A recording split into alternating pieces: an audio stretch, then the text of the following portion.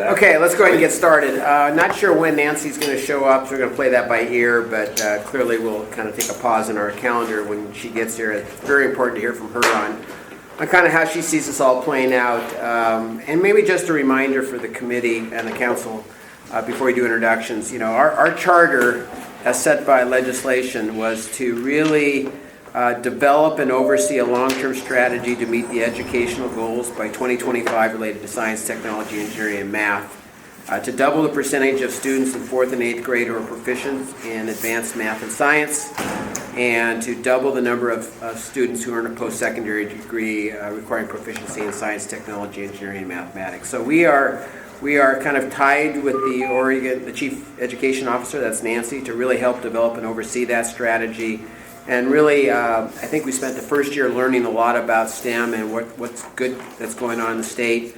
I don't think what we've done to date is really develop that strategy, which is really the next step in the evolution of this council and the work that we need to move forward on. And it will be helpful to hear from Nancy how best we can do that to help her.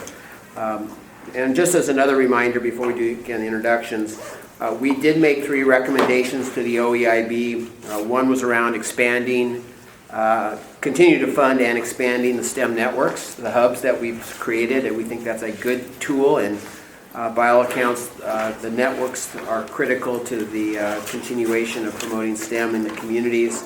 Second recommendation was around STEM programming, to do strategic sourcing and planning and to try to make some investments in strategic programs that would benefit and help us learn. And the third was a post-secondary talent development proposal, which would be really focused at the colleges to really promote and support new programs in the STEM field. So those are 3 recommendations. At the time we made the recommendations, we didn't ask for any specific dollars, but as we aggregate the total request, it's somewhere probably in the $20 million type of range. And about 5 for the STEM networks, about 5 for programming, and about 10 or so for the post-secondary, 10 to 15 probably for the post-secondary talent development. So those recommendations are there. It's really important to hear from Nancy how those are kind of going through the process and how she sees that playing out. Clearly it's important. But we have much work to do in terms of the strategy, and I really want to thank Mark for getting the plans out that were sent out from Massachusetts and Florida and the National Science Foundation and the, what was the third, North Carolina, yeah. Pretty interesting work that's been done, though I do have some comments on those. So with that, let's open the meeting, and we will have public comment later, but let's go around and introduce first who's in the room and then who's on the phone. So we can do so. Dwayne, why don't you start? We'll go this way. Dwayne Johnson, partner, Scale Up Partners. Lisa Graham, Chief Scientist at Paradigm in Link. Tell everyone what Paradigm is, since it's a new job. It is. It's a new job with a company that's, I guess, essentially creating product software knowledge out of data so that it becomes useful, say, agriculture, mining, some diagnostics. Cool. Good. Jim Pyro, Portland General, Council Chair. Mark Lewis, Director of STEM and CT for Oregon Education Investment Board and the Chief Education Officer. Vance Morrison with Business Tech. Eric Meslow, TimberCon. Who's on the phone? Aubrey Clark with Intel. Thanks, Aubrey. Jessica Gomez with Rose Valley Micro Devices. Congratulations, Jessica. Thank you. We haven't had a chance to see you since the great occasion, so everything's good, going well? Yeah, everything's great. Good, cool. Super. So, okay, so we're gonna first turn it over to Mark. Sorry, just one more on the phone, and that's Betsy Julian at Portland Community College. Thanks, Betsy, appreciate it. And maybe just in the audience, Kyle? I'm Kyle Ritchie-Knoll with the Oregon Business Council. Luis Juarez, Community College Workforce Development. Cole Kelly with East Metro Steam Partnership. Good. Staff. Always keeping us on track. Good to have you here, Zach. Thanks. Okay, so first, so you've seen the agenda for the day. We'll just kind of play it by ear as we go forward. Again, a couple key objectives for today's meeting. One is to get a little bit more clarity on what the strategic plan might look like and the components of that. We'll get some feedback from all the council members on that, and hopefully we can hear from Nancy. Talk about establishment of work groups and advisory groups. So that's kind of the objective for the meeting. But probably the most important part of this meeting is really hearing from Nancy how we can best help support her, as well as move forward the funding for the things that we need to get done. So with that, I'm going to turn over to Mark for a director's update. Yeah, thank you, Jim. Given all the questions that arose from the last STEM council meeting, I thought it was really important and Nancy felt that it was really important that she come and address the council directly, not only have a conversation with Jim. She also invited Danny Ledesma, the governor's education advisor, who will also be accompany Nancy here for that conversation. We're going to play it by ear. Because their travel plans are unpredictable, and so we'll see where we get in this process, and when they arrive, we'll take a quick break and then regroup around that conversation there. I wanted to provide just a few updates of what's going on. I get an opportunity to really travel around the state fairly significantly, as much as I can, because it really feeds my soul. I've been speaking recently with what's known as professional learning teams as part of the network of quality teaching and learning. This last biennium, the legislature put aside $33 million to invest in a network of quality teaching and learning to increase educator quality across the state.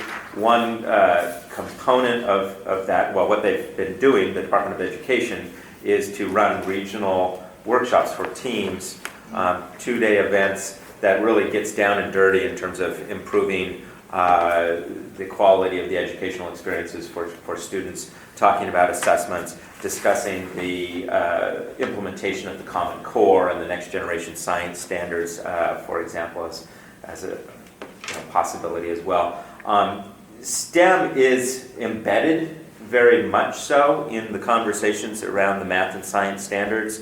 It is not pulled out separately at this point, but people have an awful lot of questions around what STEM means and what are the implications for our students. What I find resonates so strongly with educators is this notion that we all have talked about, that it's about student engagement, it's about deeper understanding, that we need generations, we don't need another generation of rememberers, but that we need thinkers, dreamers, and doers.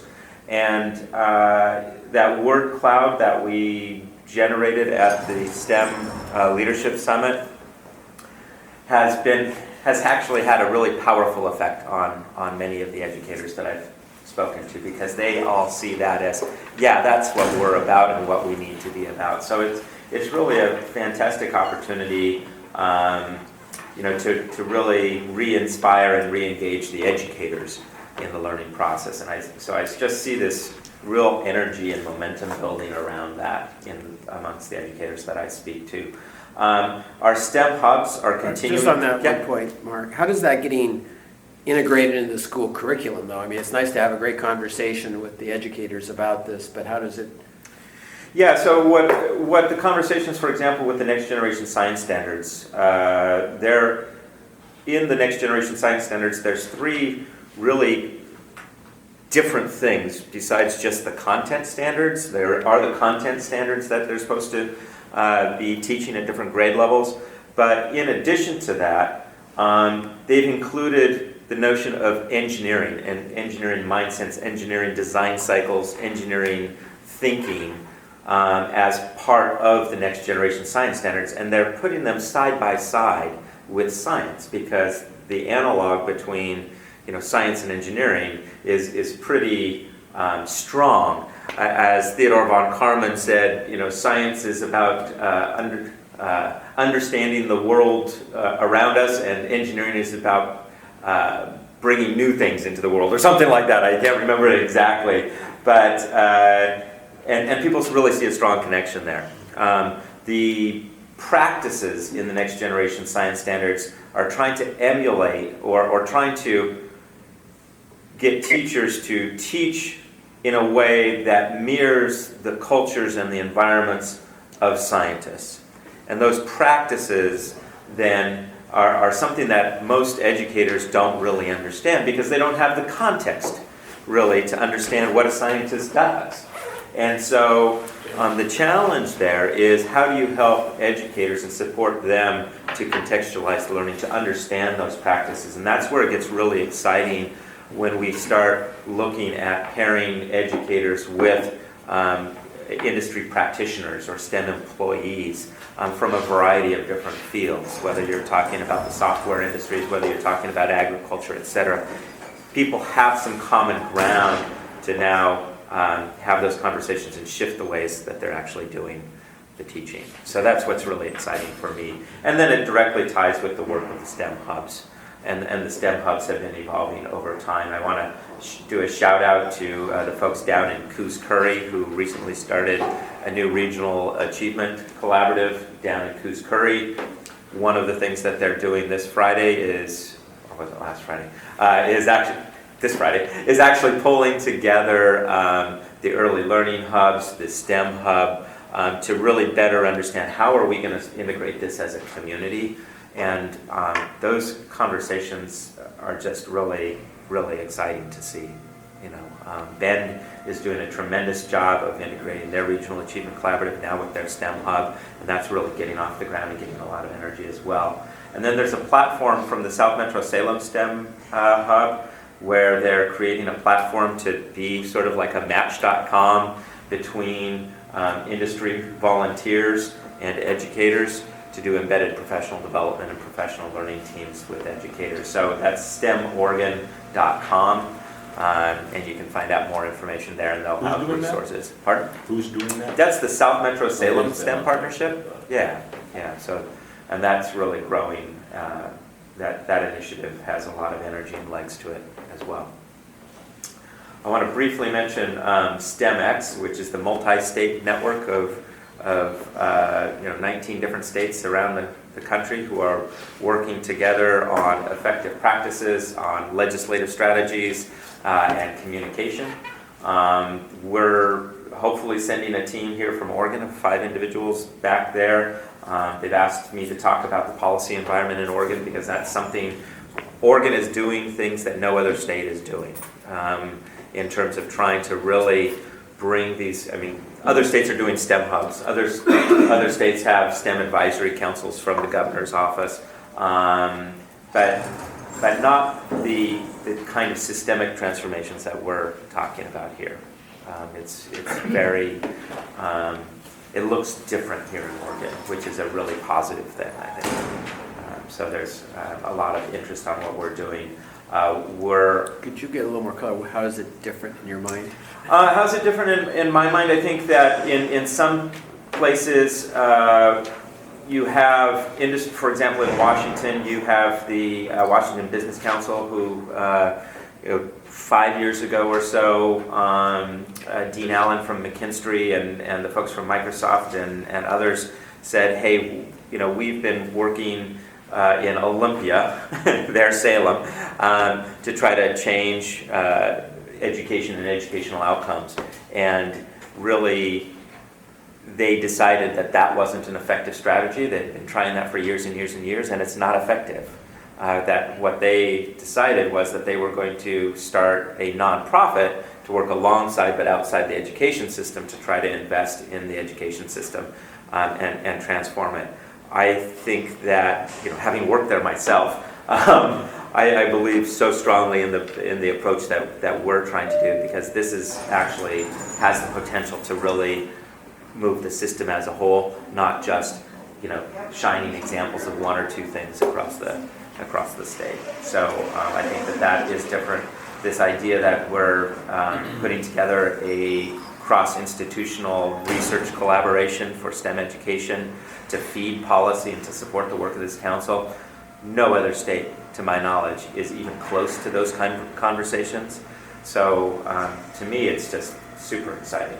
Other states have STEM hubs, but their STEM hubs aren't connected to a broader economic development, or they have 1 or 2 STEM hubs, not a whole network of STEM hubs. So that's also quite different here. Other states have some support for out-of-school time providers and those extended learning opportunities. With Beth and Oregon Ask, we have a much stronger network to build on here in Oregon. We need to find better ways of integrating that with the work that we're doing, but the investment proposals that we put forward actually acknowledge that, includes that very strongly in what we're putting forward. So I think that what we're doing is really treating this as an ecosystem rather than the same old system that always has been. And that provides us an opportunity to truly innovate and do something different. Mark, are we mapping this out anywhere? Because you just went through a whole bunch of different things there, and it'd be great to be able to see this, and if it was somebody's responsibility or in their portfolio to be able to put that picture together. That would be lovely, and I know Lisa has a great deal of interest in infographics and being able to help us map that out. How's that? Pass that under the I table. hereby volunteer. I do think it'd be very helpful because that vision, what you just laid out in response to Jim's question about how this is different and unique, it becomes more tangible, Yes. laid out. Yeah. And it led me to start to ask, well, what's unique about the higher ed at the end of that spectrum? Because a lot of those unique things you've mentioned are K through 12 or pre-K. Yeah. And I'm curious to hear what your thoughts are on how we're Yeah, structuring and I've it. neglected that in the post-secondary, and I shouldn't, because the work that ETIC has done over the years and what we're talking about in terms of support for a talent council or a talent development council here, that too seems very unique. I have not seen that happen before. I think we still have tremendous work and opportunity to engage our community colleges more strongly than we have in the past. The other piece here that I was going to get to is the work being championed by the Oregon Business Council with Duncan and Kyle Ritchie-Knowles, and Representative Reardon and others, to truly bring together the thinking from the career and technical education and the STEM education. We don't see, as we've talked, we see a lot of blurring of the lines there. I see tremendous support from industry to break down the traditional silos between trades and high tech that I haven't seen in other national conversations. I'm not saying it's not happening, but I haven't seen it. By and large, other states are still siloing the STEM conversation as about being 4-year degrees and higher, and here with our 40-40-20 gives us another tremendous opportunity to again break down those stereotypes and just think about high wage, high demand jobs and how that ties to community revitalization. Well, in the presentation maybe you're giving, or something that comes out from this team, highlighting the Business Council, ETIC, those things from that data about there's lots of STEM graduates, but they don't match job requirements. So the fact, I think some of our approach from an economic development and an actual skilled workers, whether it's community college or higher, I think is maybe another place we're becoming different. Because people argue there's plenty of STEM graduates, but then you hear there's not enough to fill jobs. So the disconnect is the STEM graduates aren't necessarily in the right STEM fields from an industry perspective. So I don't know, I just put that out there as something you might consider. Yeah. Where Oregon could look different. Yeah, I think that is a part of many of the conversations, is what are the outcomes, and aligning graduates with jobs. I think there's a growing awareness that even if people have a computer science degree, does that necessarily mean that they have the skills necessary to fill that particular workforce need? And I think that is the place where we're starting to see a lot more conversations saying it's not just about a particular credential, yes, and they need to be critical thinkers, problem solvers, communicators, work well in teams, work well together independently, and those sorts of skill sets, our industry folks have been asking for across the country for decades. Right now, I think we have to be careful about the fact that right now the need from industry is at crisis level. Now, that's not always the case. And just a few years ago, it was certainly not there. There were still needs for very specific SIP codes and very specific people. But today, across the board, and why I think you see industry stepping up so much right now, is across the board, from plumbers to electricians, all the way up to PhD electrical engineers. Industry can't get what they need. So there's a crisis. It's past the point of just a concern. Yeah. Which is And why. so when we plan, though, Yeah. we got to be ready to go back to just when industry's at the concern level, which means you're going to have a real fine point about what you're producing. Because right now, that CS guy most likely is going to, even the bottom 10% are getting jobs, because that's how bad the job market, how bad talent is. But as that market gets tighter, then, that won't be there unless they're ready.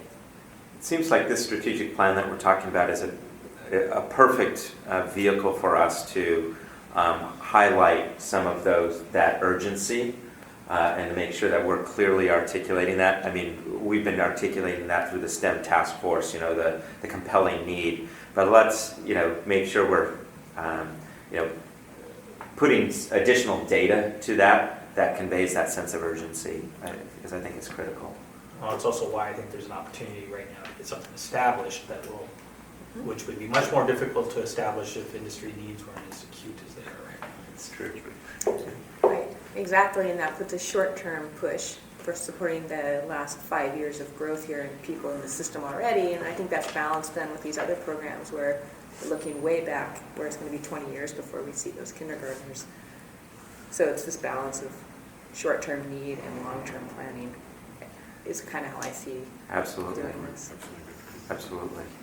And we need to, I think that's a really great way of thinking about framing our strategic plan as well, is what are some of those immediate things that we need to take action on now?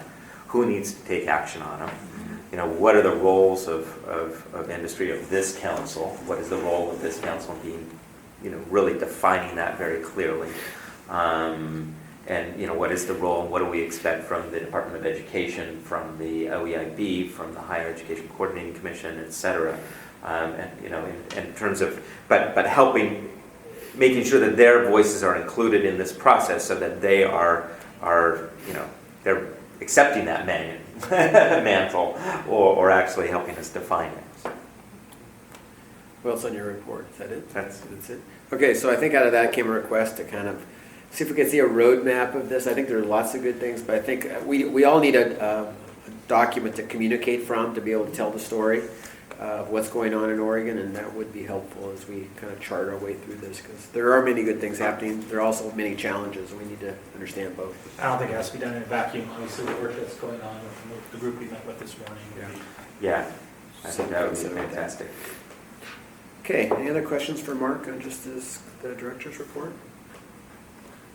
Okay, so let's move on to the next agenda item, which is really the start of the conversation around the strategic plan and what that might look like. And I think it was helpful to get the documents of what others are doing, albeit I have to admit I read them and I saw a lot of the great ideas and goals, but I didn't see much on the implementation side. And I don't know, it seems like everyone has great concepts and has the right idea of what they want to achieve. There's not a lot on how they want to achieve and how much it's going to cost them to achieve it. So a plan without a strategy, actual implementation strategy, is not very helpful. But I have to admit they all said all the right things, had all the right words in many cases, but I didn't see a lot on how they were going to get from where they were, kind of where they are, where they want to be, and where's the gap and how you close the gap. I don't know what others, if anyone had other observations. I'd second that. I was looking for, I love some of the ideas, but how are they being implemented? And is there a way for us to find out what challenges they've run into in engaging, right? So, we all know that these plans can be great, and the minute you run into the wall of the, a number of people who are stakeholders in this, it goes off the rails. So what things have they, in some cases, done that would keep them focused and on track, and what things should we be able to avoid in our process of coming up with a plan and implementing? These are great strategic plans. They're not tactical implementations. And I work funny, and I get crosswise with government when I'm involved with these, because I'm a tactical guy. I immediately go to tactics, because I'm not worried about big strategic, I'm always kind of idea, I know where I want to go. Yeah. Let's just get busy. Let's start getting money out onto the streets. Let's get money into the classrooms. Let's stop just talking and admiring the problem. And that is the biggest concern I have, is that we just continue to admire this problem and the opportunity to do something this huge. Do we have any, to the point, do we have any data on the kind of money these 3 states have put in? And That's a great question. because we could at least benchmark a little bit Yeah. against that. At least set expectations. Yeah. This is not a little small problem. This is not $5 million, folks. Well, This is like that's- $200 million. In some ways, some of these plans, like I believe North Carolina, what was used to then garner additional support and funding from both public and private. I think a couple of them, like Florida, did actually have specific action items for implementation. There's one other one, and I don't remember whether it was the North Carolina or the Massachusetts one, also talked about their implementation strategies. But what I've noted here is that we absolutely have to then, for each of our goals, have specific actions and a roadmap for implementation. So I love that. So thank you for that. Sure. And maybe even a proposed ramp over the next 3 biennium, where those sub areas want to go, recognizing they can't get all the money they need now necessarily, but set expectations, we'll be back to work. To your point, Dwayne, it might be helpful to talk to the leaders of these organizations, these STEM councils, and just get a sense of where they are and what they've learned. I think that's why should we replow old ground if they've already gone through this, and how they moved it from the 60,000 foot level to the tactical level, because I think that's where it really has to happen if we're going to be successful. So, we'll see if maybe Mark could maybe organize a conference call that we could just call into and listen and have them report on kind of how they got to where they got, but more important, how they're moving it from there to actually tactical implementation. Because at the end of the day, if we don't do anything, to Eric's point, then we don't get the money to do or change the way we do things, it'll be great, but it'll be on the shelf and it won't change behavior. When I know you opened with Oregon's being unique in regards this is state-led. I was at STEMX a couple years ago in Dallas and talked to everybody that was doing this across the country, and one of the reasons they obviously went to a private model was mostly around tactics, because they couldn't get anything past really great documents that talked about the problem. They couldn't get... And maybe that's a good conversation to have with Nancy when she comes in, is how she see this going from a strategic plan to actual tactics. Because at the end of the day, that's where it makes a difference. And I was surprised, and I'm not sure, maybe you can help us enlighten us on the Department of Education's document, which seems to have done some stuff on STEM, again, very high level, but I didn't understand maybe where that fits in their priority and how this moves. This is what they think their initiative is. How are they moving it forward tactically into the education? Do you have any sense? And I know we're going a little bit over the round, but this just kind of gets some data points for us to consider.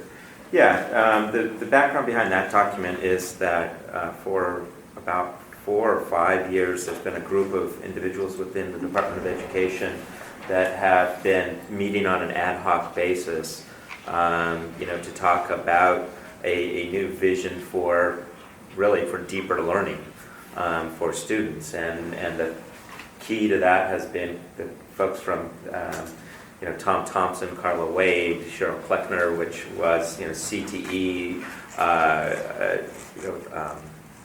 Director of Technology. Carla's had a lot of roles, and Cheryl Kleckner being the point person for science education, and then there were several others who were part of that conversation as well. And they had been working with the leaders of the STEM hubs and also, the STEM task force, et cetera. So this notion of STEM as being hands-on, minds-on learning is not new. I mean, that's been around for quite some time.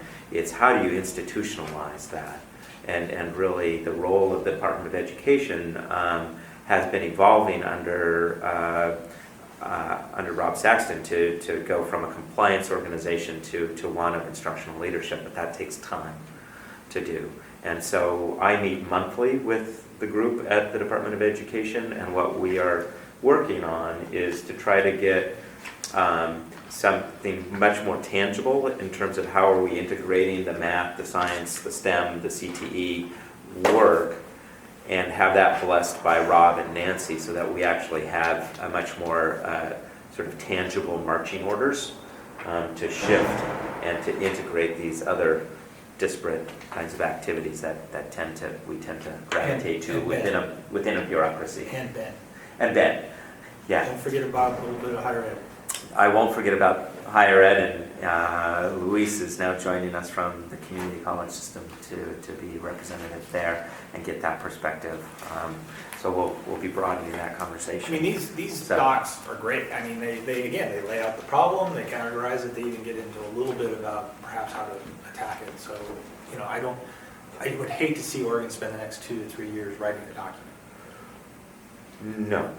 Right? Or if we are, we better have something that at least in tangent with it would continue to make the investments in hubs or whatever it may be, so that we can continue to engage with the people with the purse strings that we're doing something. Right? So maybe before we go into the key elements and other positives that we saw or other needs, what do we want the plan to do? How do we envision it'll be used? And if we can keep with that question a bit and sort of map that out just briefly for about 5 minutes, and then that can help us lay this, Well, as we talked about this morning, it's critical that whatever plan we come up with is consolidated, but is written specifically to whatever audience you're trying to sell the plan to. It's clear that selling this to the educational community is a much different challenge than it is to selling it to the legislative folks. And it's a different challenge to sell it to the agency folks. And I mean, everybody has a different concern or angle that they're taking this from. And seldom is it the student that is actually talked about, right? The student is our actual customer. And instead we pander to people that aren't necessarily representing the student. So there's a lot of audiences here, and some are more powerful than others, and some have to be dealt with differently than others. But I'm concerned if we write one just overarching thing, it gets the message we're trying to put home gets watered out. Does that make sense? Yeah, and I'll take a slightly different read on that one. I agree that you have to speak the language that people are comfortable with and that they will relate to. But at the same time, we have to put together something that everybody can align around. And that people who look at this, the teachers look at the world very differently than the administrators are different from the students, which is different from the business community. And one of the biggest concerns and problems that I see working in this is that everybody's world exists in isolation of the other. So they don't really understand the world of the other. And so as a result, that's where a lot of the breakdown happens. So that if you can begin to put together a document that allows everybody to see that aspirational alignment around that opens up the conversation. So that we can, because one of the greatest challenges here is that the walls in these different domains are so thick that we do not talk. And so as one of our great responsibilities, I see, is to be pounding the windows and the doors in all of these institutional silos to allow all of a sudden the teachers to be working side by side by the industry and the kids to be working with professionals. And all of a sudden we are able to break down, but that won't happen unless we have something that everybody says, wow, we're all aligning around this one and we're comfortable to go outside of our comfort zone. I'd like to build a little on what Thompson is saying, and that is that it's a fallacy that they're different worlds. We just act like they are. And until we realize we all are really part of the same system and that the actions that we take have impact across other, quote, silos, unquote, I don't think we ever get the unity that we really need for education to work effectively. So in some cases, I think the challenge is really to get people to recognize that their actions have repercussions to everybody, and most profoundly to the students who this is really happening. So if we can actually keep that conversation senior, and I think that's the tie that binds, that at the end of the day, it's really about the students that are going through this and the world that they end up living in and co-creating as part of their experience in the education system. So, if we can twist the message and at least have a strategy that is an engaging enrolling strategy where they can see themselves not only in the system, but having a positive impact on the outcomes that we're hopefully measuring. That's where I think we get to the win. So I think that's where the strategy is grounded in something like that. Does that make sense? Mm-hmm. And I think, to Dwayne, the whole concept of shared relevancy, because I mean, if anything that I have experienced over the last few years that I've been plunging into this world is the crisis of relevancy. It's a crisis for the kids, and it's a crisis for everybody else. Is how are all these worlds relevant to each other? And so that when you begin to bring that conversation up and say this is all part of that greater aspiration about creating something that is larger than all of us, Mm-hmm. that allows for a new conversation, that allows for the mentors. I mean, one of the key people is that we have to unleash all of these resources we have within our companies, our volunteers, to come in and co-learn with our teachers and our students in new ways. Because if we don't do that, we're not going to have the learning that allows a science teacher to be who's struggling now with an NGSS expectation of project-based learning, and they're not used to project-based. And so being able to partner with a mentor from the industry all of a sudden allows that learning to happen and allows the kids to be able to see that. So I think that institutionally that's happening, but it's finding those bonds of common relevancy. So it's relevant to even a professional who doesn't have kids, to know that these kids are really, it's life-giving, but it's also important for the larger goal of the whole, of the economy and the whole society. So let's take a pause there. Check on the phone just Yeah, for a couple sure. of comments. Any Aubrey or Jessica? I just wanted to comment that I hear a lot of, I have a lot of sort of comments on, the students and that we're really doing all of this for the student. And I really want to have everyone keep in mind that really I believe the whole purpose is to provide our economy and the industries that we have here in the United States with qualified workforce so that we can be competitive. And I think that, I don't want to lose sight of that, because I think, being sort of in this education realm, you can really lose that pretty quickly. And I think that's, part of the reason why we have, most of us are from industry, or all of us are from industry on this council. And so I just want to point that out. Thank you, Jessica. Aubrey, did you have anything? Yeah, I would just echo what Jessica said, just because, that's the reason why we came together, and so we can cut through all the stuff that goes on. And I know we have to tread lightly, and we can do that, but we just need to get going. Okay, with that, Nancy's joined us, and Danielle's joined us. Welcome. We do have the council members here. Maybe I'll go around and do an introduction so you get a chance to meet them and know them. We have Aubrey Clark on the phone and Jessica Gomez on the phone, both council members. And then just go around and introduce yourself just for the people here. Hi, Herb Fricky, Cooper's Eats engineer. Eric Maslow, TimberCon. Tom Morrison, Fuse Insight. Jim Pyro. Lisa Graham. Dwayne Johnson.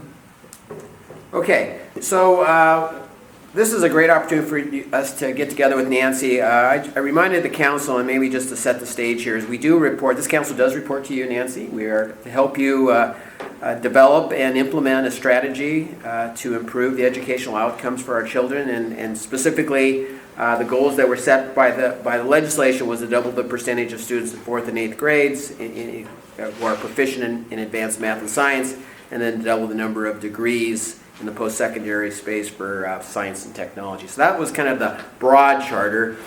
We need to work together with you, obviously.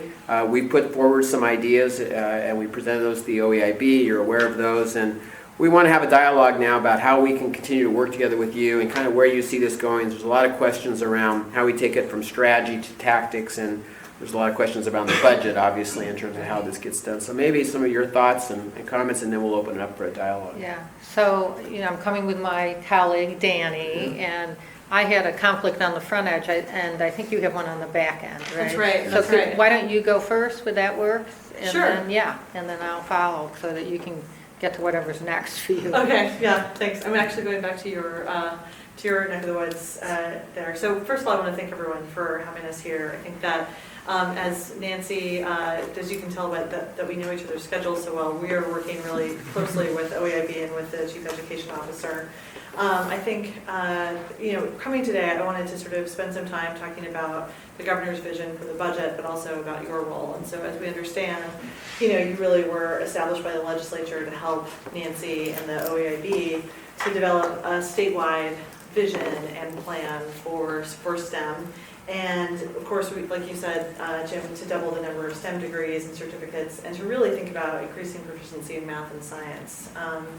So what we understand in the way that we operate has been that the policy and legislative proposals that you have prepared, in not only in sort of the process and the way that it sort of comes up through OAB and then to the governor's office, but in terms of substance, really matter to the governor. And really, the governor sees this as a critical step to us achieving the 40-40-20 goals. And when we think about what we've tried to do with the budget process this year in terms of unifying the budget, we see your recommendations as a critical piece in that, and it really sort of speaks to the potential for unification between P20 and the budget. And then I would say that in terms of the proposals that you come up with, we really sort of value and understand that you bring so much critical expertise to this work that we understand that the proposals that you bring are basically built on the foundation of your expertise and your willingness to serve. And we really sort of take that as advocacy for the budget and sort of have taken and sort of evaluated these proposals with a lot of importance in the way that we've approached the budget. So as we think about the governor's requested budget that will be published in early December, we really attempted to think about how we balance a myriad of different, not only agencies, but thinking about sort of the interconnectedness that councils like the STEM Council bring that help us look at and evaluate budget proposals across silos, in between silos, so that we're really trying to think about this unified approach to the budget. I will tell you that the governor is very interested in thinking about how we can connect students to the world of work, not only because of the importance for our economy and for their careers, but really sort of thinking about how opportunities with work really connect students with, aspirations for high school graduation. Really talks more eloquently than I can about the ability of work experience, of thinking about applied education, that really is a thing that can help pull students through their high school experience. And talks about his own experiences and working and sort of, learning the soft skills, getting ready for work as a way to, provide inspiration to complete high school. And then obviously we're interested in wanting to meet our 40-40-20 goals, and also wanting to make sure that we're providing pathways to high demand and high wage opportunities for our students. And so we see, and he really talks about a really good connection between STEM, between career and technical education, all being part of this pathway to getting students onwards towards career. And so I think that in our governor's requested budget, you'll see the importance that the governor's placed on this, and the importance in the way that he's looked at your recommendations, and I think you'll see that reflected in the budget. So I'll turn it over to Nancy, who I think is going to provide more context. Maybe just a couple questions before we move on, Nancy. Have you engaged the educational side of the business to see if they're kind of in line with what the governor wants to accomplish? I mean, obviously the governor's budget is the budget, but you got to have willing people to come to the table to figure out what that means for the operations of the organization. So, the Department of Education kind of totally integrated. They're part of the team. They're on the team. Oh, yeah, I would say, and so I would say that this year's budget, Nancy can speak to this as well. I think we've been the governor's been really intentional about wanting to tap the expertise of our state agencies. And so we really see the development of the budget as a partnership. And so with Nancy's leadership, Ben Cannon from the HEC, Rob Saxton, and from ODE and Megan Irwin from Early Learning are all providing critical information about the way that they would approach the budget, as well as feedback about some of the questions that we've had. And Nancy certainly has provided the leadership in terms of, sort of keeping everyone inspired on the path that we want to make sure that folks are taking. So I would say that they're really engaged, but you can. Yeah. Have you reached out across, well, when I talk about at least part of the mission that our recommendations, it's interesting because education's always paid the freight. Some of these things have always had ed general fund money only going into them. But when we have conversations with other folks, other colleagues of yours, workforce immediately stands up and says, well, we need that. And economic development certainly stands up and say, well, that's our mission too. So we have these three very large sections of the state government all saying, that's our mission, what you're proposing, but we'll just make ed pay for it. And obviously, ed is general funds, economic development tends to be lottery funds or other dollars, which are different color.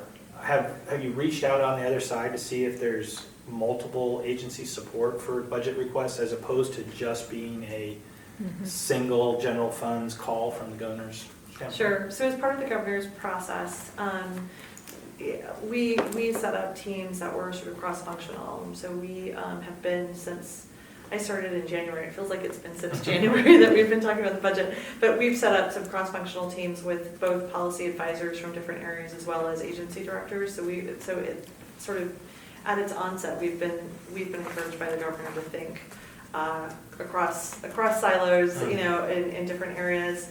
And I would also say that there's a lot of promising work that the governor's sort of tasked different policy advisors to do. So one thing that you should know is that the education budget, and thank you for the reminder, when we talk about the education budget, we're really talking about the education and workforce budget. So as we've developed our budget, we've been doing it not only with the education agencies, but also with the employment agency and Agnes Velasquez, who's the workforce policy advisor. So we really thought cross-functionally about that, and I think that I think they might say that we've asked employment to pay for things. So I think we're trying to find that right balance of sort of where resources sort of come into play to achieve our collective outcomes.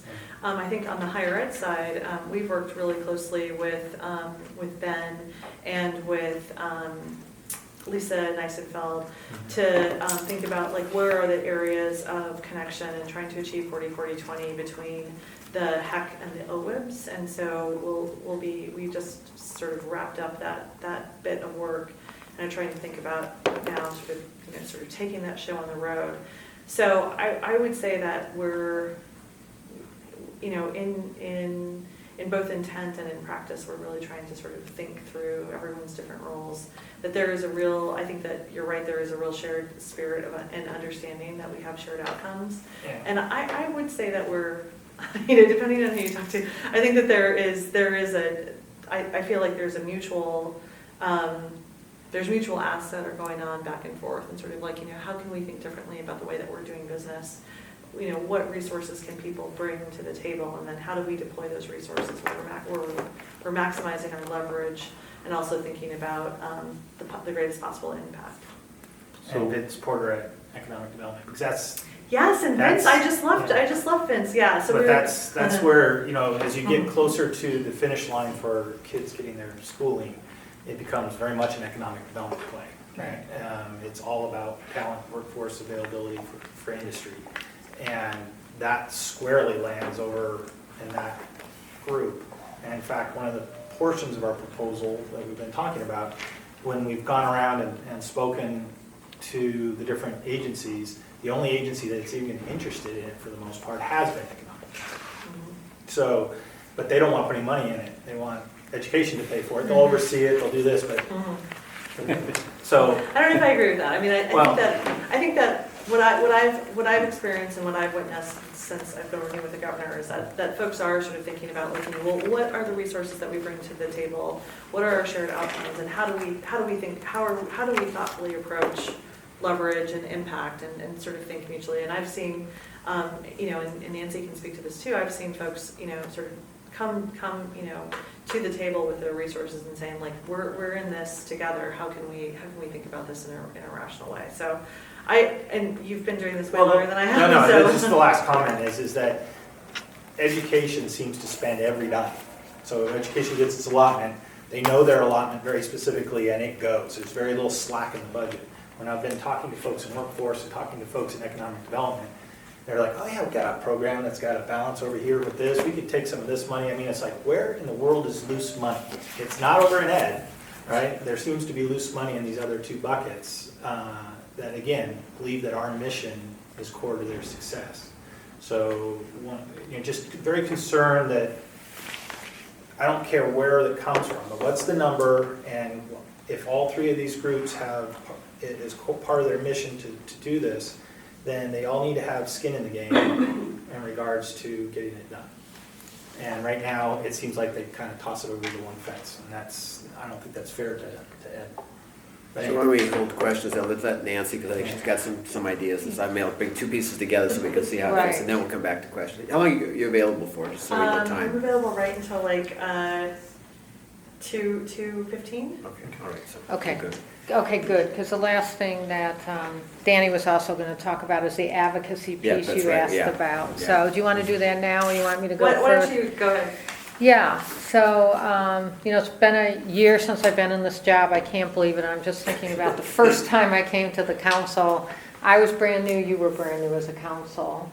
And just so that you know, I spent the beginning of my work primarily out in the field building the kind of trust you need to build when you're in a position like this, and making sure in the office we had a very smooth, a cohesive team and a very smooth operation. I've certainly been up to speed about STEM. Mark keeps me very up to speed. I read the minutes, and I was thrilled when the one-pager came out, because there's so much information that once this one-pager came out, I thought it was really helpful in terms of taking all those great conversations you've had and sort of saying, now this is what we're really saying is what we want to do as our next step. So I'm also knowing probably there's a feeling of a sense of urgency amongst this group, and there's a sense of urgency amongst us too, because we're headed into a session, and right now is the time we're really preparing for the session.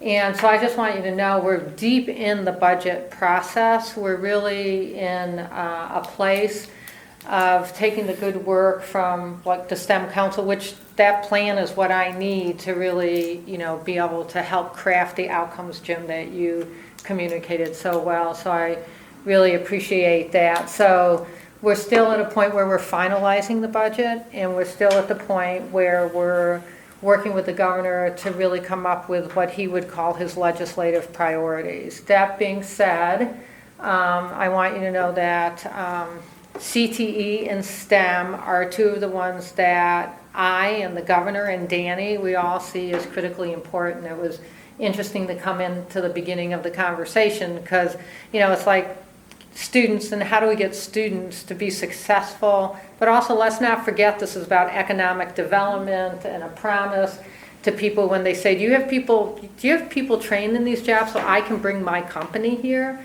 That we can go, yes, we've got people trained there. So we really appreciate that it seems like in these conversations you're thinking about both the students and the student success, but also keeping your eye on economic development and in the workforce. And one of the reasons this is so critical to me is I know the kind of jobs there are as STEM can lift the economy of the whole state. I mean, we have an opportunity to be a state that that has a lot better opportunities for jobs and a better economy because of STEM jobs, because we know they're growing at a much faster rate than other jobs. So for those reasons alone, it's really, really critical. But so know that, and yet also know we're very much in the middle of a process of making decisions. I think and I brought you, I think, Seth, you were supposed to bring There's copies packets, to yeah. people got them. Okay, so And the people on the phone received them in the email. yeah. So we're going to I want to talk just a little bit about these three pathways, where we've been with the Oregon Education Investment Board. So there's a document that looks like this. And I think one of the hard things is there's so many processes going on. The council might not know where they've really had big influence, but I want to say, if you look at these three, they're three, we call these outcomes, like third grade reading proficiency. The second one is high school post-secondary completion. Now, this is the pathway to get there. These are the strategic investments or the policy strategies that will get us there. The last one, pathways connecting education to career. Honestly, the work that the STEM Council has done, the work that Mark has talked to me about, I really believe deeply the work that OBC has done in partnership, that this very last one really came fundamentally from the STEM Council, because again, it's like we've got to create, education's great, but we've got to connect that to careers, and we've got to make sure that the industries we want to come to our state and the ones we already have, we really can honestly say we have people to put into those careers. So you have had some important influence. You know, I have to also say, and I think this goes without saying, but I even look at some of the businesses people have here. The other exciting things to me about STEM is it really gets people to think creatively, to think differently. So it's not only about the established jobs, it's about the future established jobs. And many of you are in those industry, but I was just spent some time, you know, Concentric Sky, I think is, you know, and he was speaking on creativity in his story. He's a person, correct me if I'm wrong, but I think when you look at like Christmas lights and the music that makes the lights go, he helped develop that. But what he was really talking about is the need for creativities in school and a much more kind of global education. But the other thing that was really important, what he said is, he went to South Eugene High School and he just said, I'm thanking that school district because I really wasn't that good in school. I mean, it didn't speak to me except math, and they let me go up to the university and they let me learn math, and because they let me do that, I started coding or programming. As a result of that, now I've created this business. So I think it's not only about known jobs, it's future jobs that makes STEM so important to us, and I wanted you to know that. So, so just a little bit more about the, you know, so I guess in summary, we're in a state right now, from now until the session, where there'll be a lot of talking between people. Eric, I liked your questions to Danny, because it's kind of like, are people talking to each other, and is everyone cooperating? And I would say there's about three things that make us really cooperate. One is the governor's vision around cooperation. I mean, he's pretty clear, you know, that that's what we're supposed to do. And then I would like to say, being in charge of a birth through college and career, it's my vision too. So I might be talking to someone who sees themselves in more in the K-12 space, and they'll be talking about what they want, and I'll say, so that's what you want in K-12. Now let's talk about what you want for the industry, or what you want for kids when they leave. So we're really moving people there, because you know, I don't want it to sound like it's an easy process. It's not an easy process, but we're really committed to it, and I think that's why it's really working. So, but we came up with these buckets. I think you will see where we have the STEM hubs, and I think we use it as kind of an overarching term, is both in high school and post-secondary completion, and then in careers. We also have a map that shows all the potential policy strategies. We know that STEM education starts in kindergarten. I mean, I've seen it in preschool. I've seen kids exploring in preschool with science concepts, and they're smart. You know, they're really, sometimes before they get acculturated, they're really smart. You know, they really play in a way that really starts showing their brilliance around creating and stuff like that. So we spent a long time in terms of making sure that STEM was represented. It really started with Mark helping us, on behalf of you, come up with concepts. And we all presented all of these concepts to the Outcome and Investment Committee. And when we presented them to the outcomes, and Investment Committee, we narrowed to these. So it's not like everything presented got on these sheets. We had to say, these other things are important, but we're going to have to start a prioritizing process. So these ended up chunked like this around concepts, and then just yesterday, the OEIB passed saying we believe that these 3 chunks are critical for a seamless pathway. We think these policy strategies are what's going to move the needle on achievement like you want in math and science, and we want with the other measures on the achievement compacts. What the governor did promise was that he wants now at another OEIB meeting to go from concepts to really putting dollars behind this. I think everyone's waiting to see the dollars. I mean, particularly, right, Jim? Right, that's where it is, It's you know? like, we want to see I the just dollars. fine without the We're dollars. business They people, we really- know that, but business ideas people. without money is Yeah. no idea. Yeah, I It's just know, an it's idea. totally counterintuitive, right? So the very next step, and we're going to have to do it quickly. I was just talking to some of the finance people about, let's get these meetings set up because this has to be done before the governor makes a decision about his budget. So that we are starting to work to get money behind these. We'll probably have a few meetings with the Oregon Education Investment Board when they'll start seeing the dollars.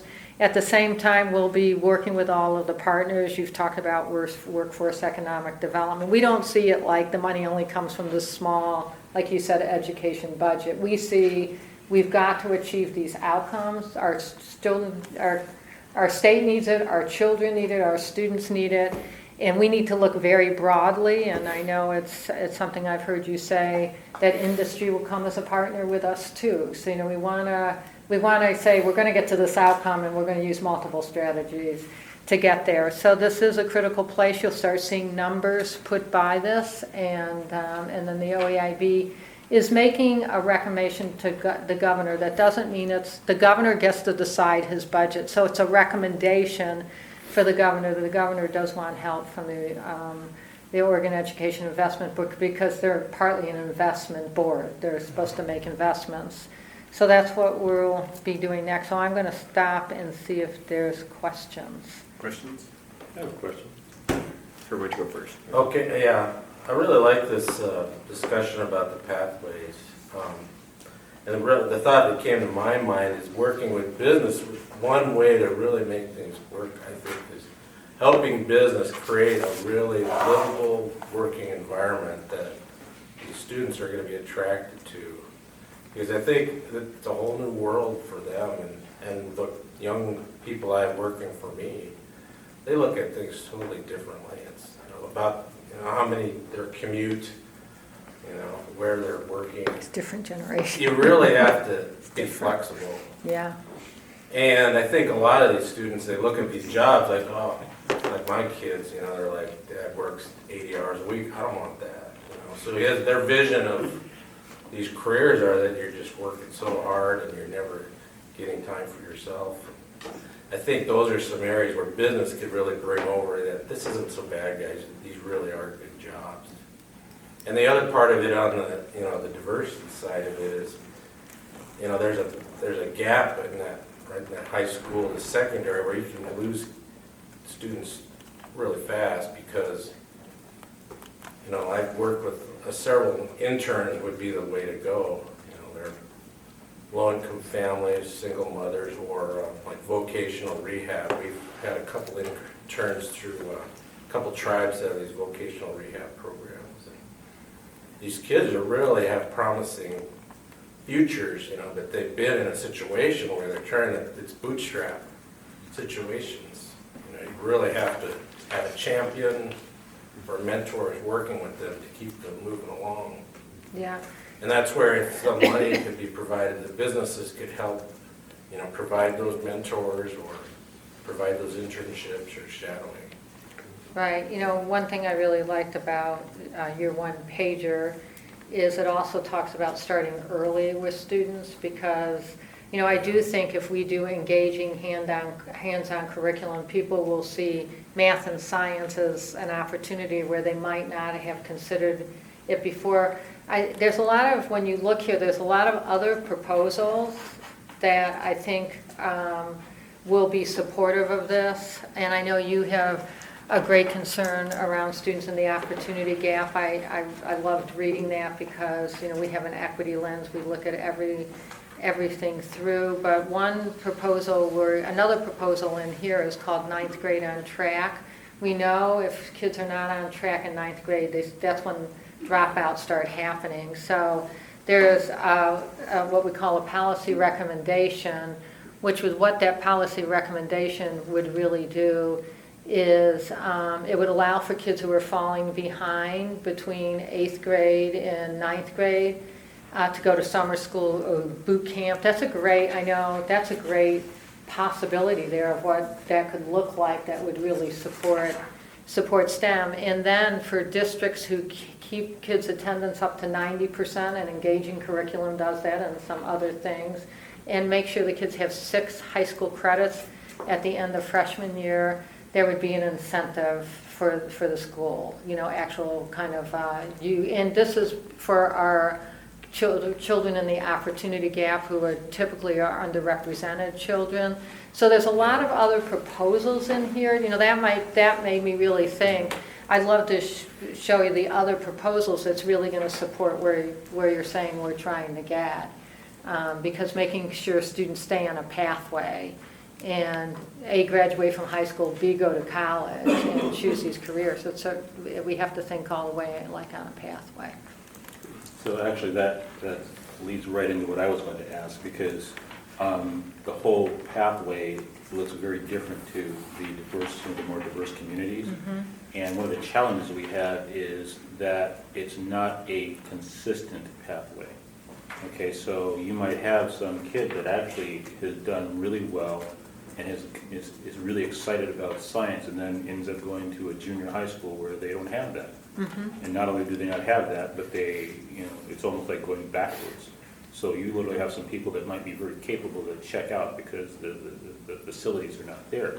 So the question I wanted to ask is there, you know, when you're sitting at the table doing budgeting, is there some process that this equity lens is not only being applied, but you can in some way, if not guarantee, ensure that dollars are being spent to put the stones in the road for those people to progress forward. So every proposal we had got looked at through the equity lens, and the students we call it opportunity gap because we believe we haven't provided the opportunities for some students to excel. That's what or to choose this as a career. There's many proposals here are really focused on student in the opportunity gap, because what we're seeing is, you know, our state's improving students' achievement, not as quickly as we would like, certainly not as quickly as I would like, but the gap isn't closing, which means you have to provide extra support for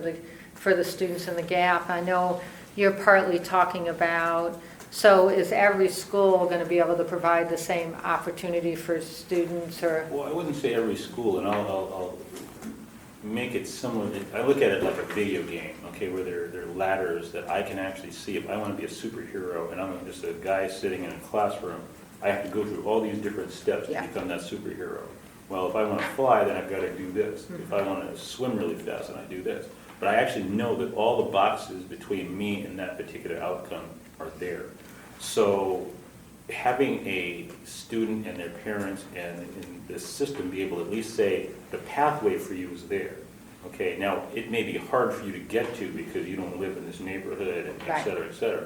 But we know the pathway is there, and then we have some funding or something that will allow you to get that pathway if you do the appropriate things. Right. So is the pathway clear? Yes. Can parents and students see it? And is there the financial support that they need? Exactly.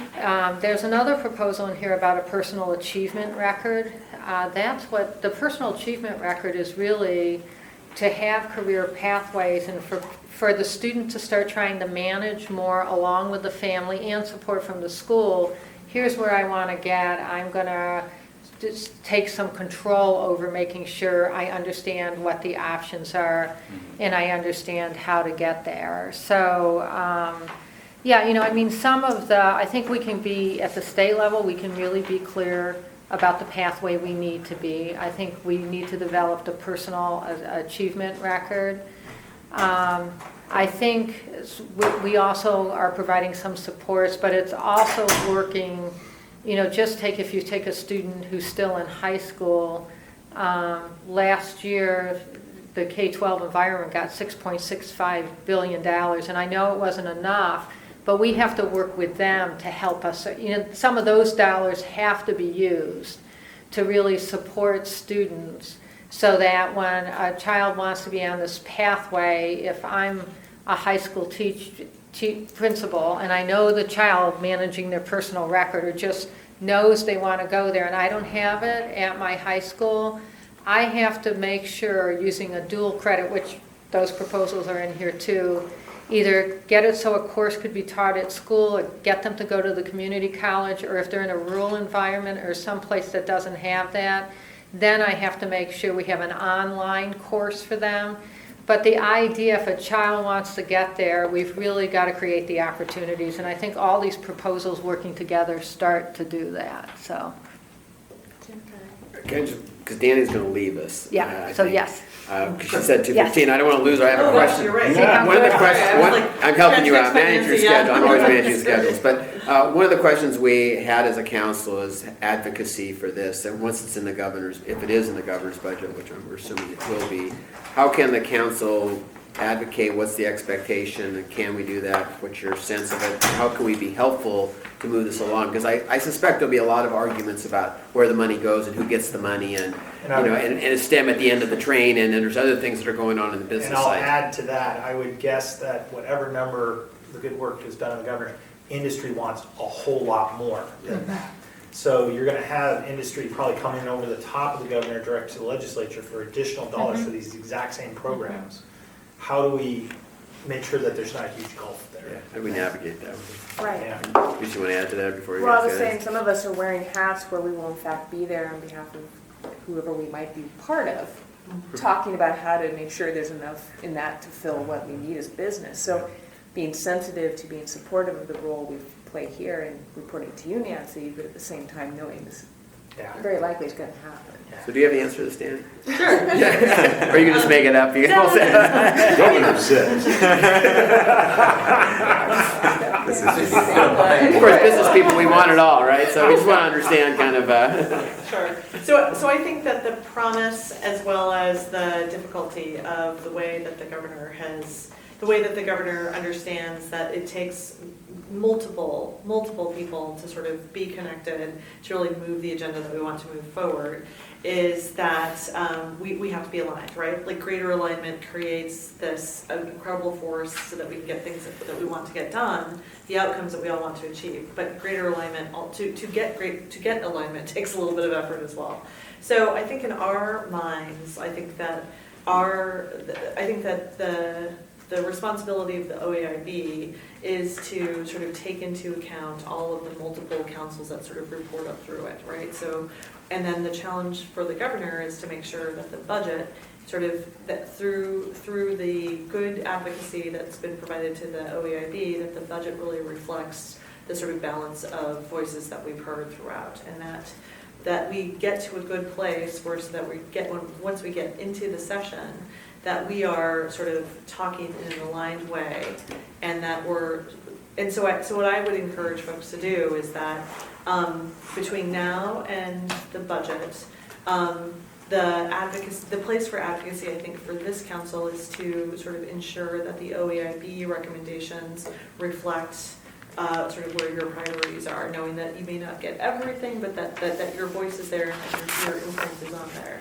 And then I think going into this session, we're all coalescing around the OAIB recommendations, because that's sort of the power of the promise of the OAIB is that it is the one place in government that is sort of looking at education from birth to career, and that all of the sort of voices are within there. So I think that if you look on this, I mean, I think the fact that there is a pathway to connecting education and careers, I think that is pretty transformational in and of itself, that the OEIB got there. And I don't think the OEIB would have gotten there were it not for the work of this council and for the work and for the multiple hats that you all wear.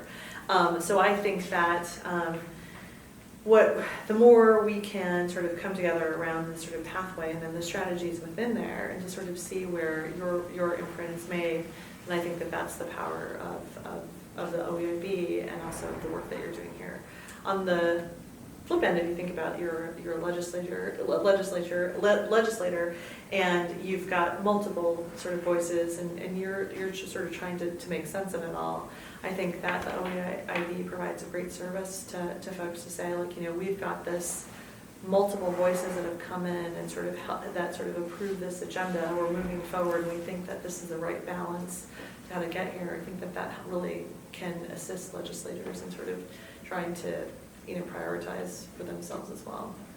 So I guess long answer short, I think that our collective, because we share the desire to meet the outcomes for students, I think that our most powerful play in advocacy is to be aligned, and I think that we have a vehicle for alignment in the OEIB. The question really is the dollars. Let me ask you I'll try to make this a yes or no question. It's difficult. If the governor's recommended budget is significantly different than the STEM Council's recommendation to the OEIB, does the STEM Council need to salute the governor's budget and fall in line? Or does the STEM Council or members of the STEM Council still have the ability to advocate for additional dollars through the normal legislative process? Because as a state agency, I know that she can't go against whatever the governor says, but we're a volunteer board, but are we still bound by those same rules? That's my yes or no question. Are we bound by the same rules as the agency directors and employees? Strategically. I know you want us to, but is it a yes or no question? I mean, that's the question. Yeah.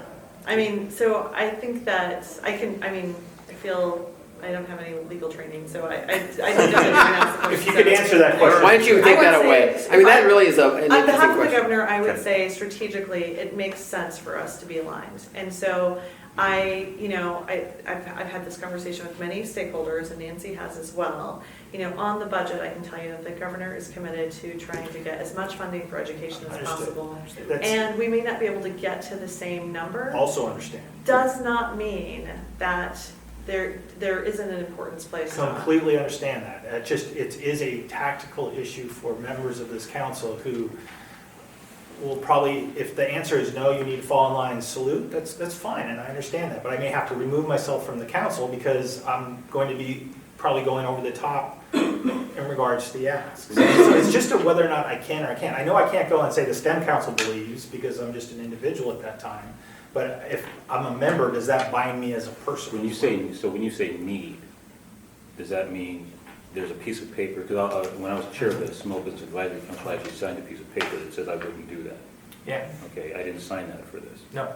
And I just don't want to get you guys in trouble.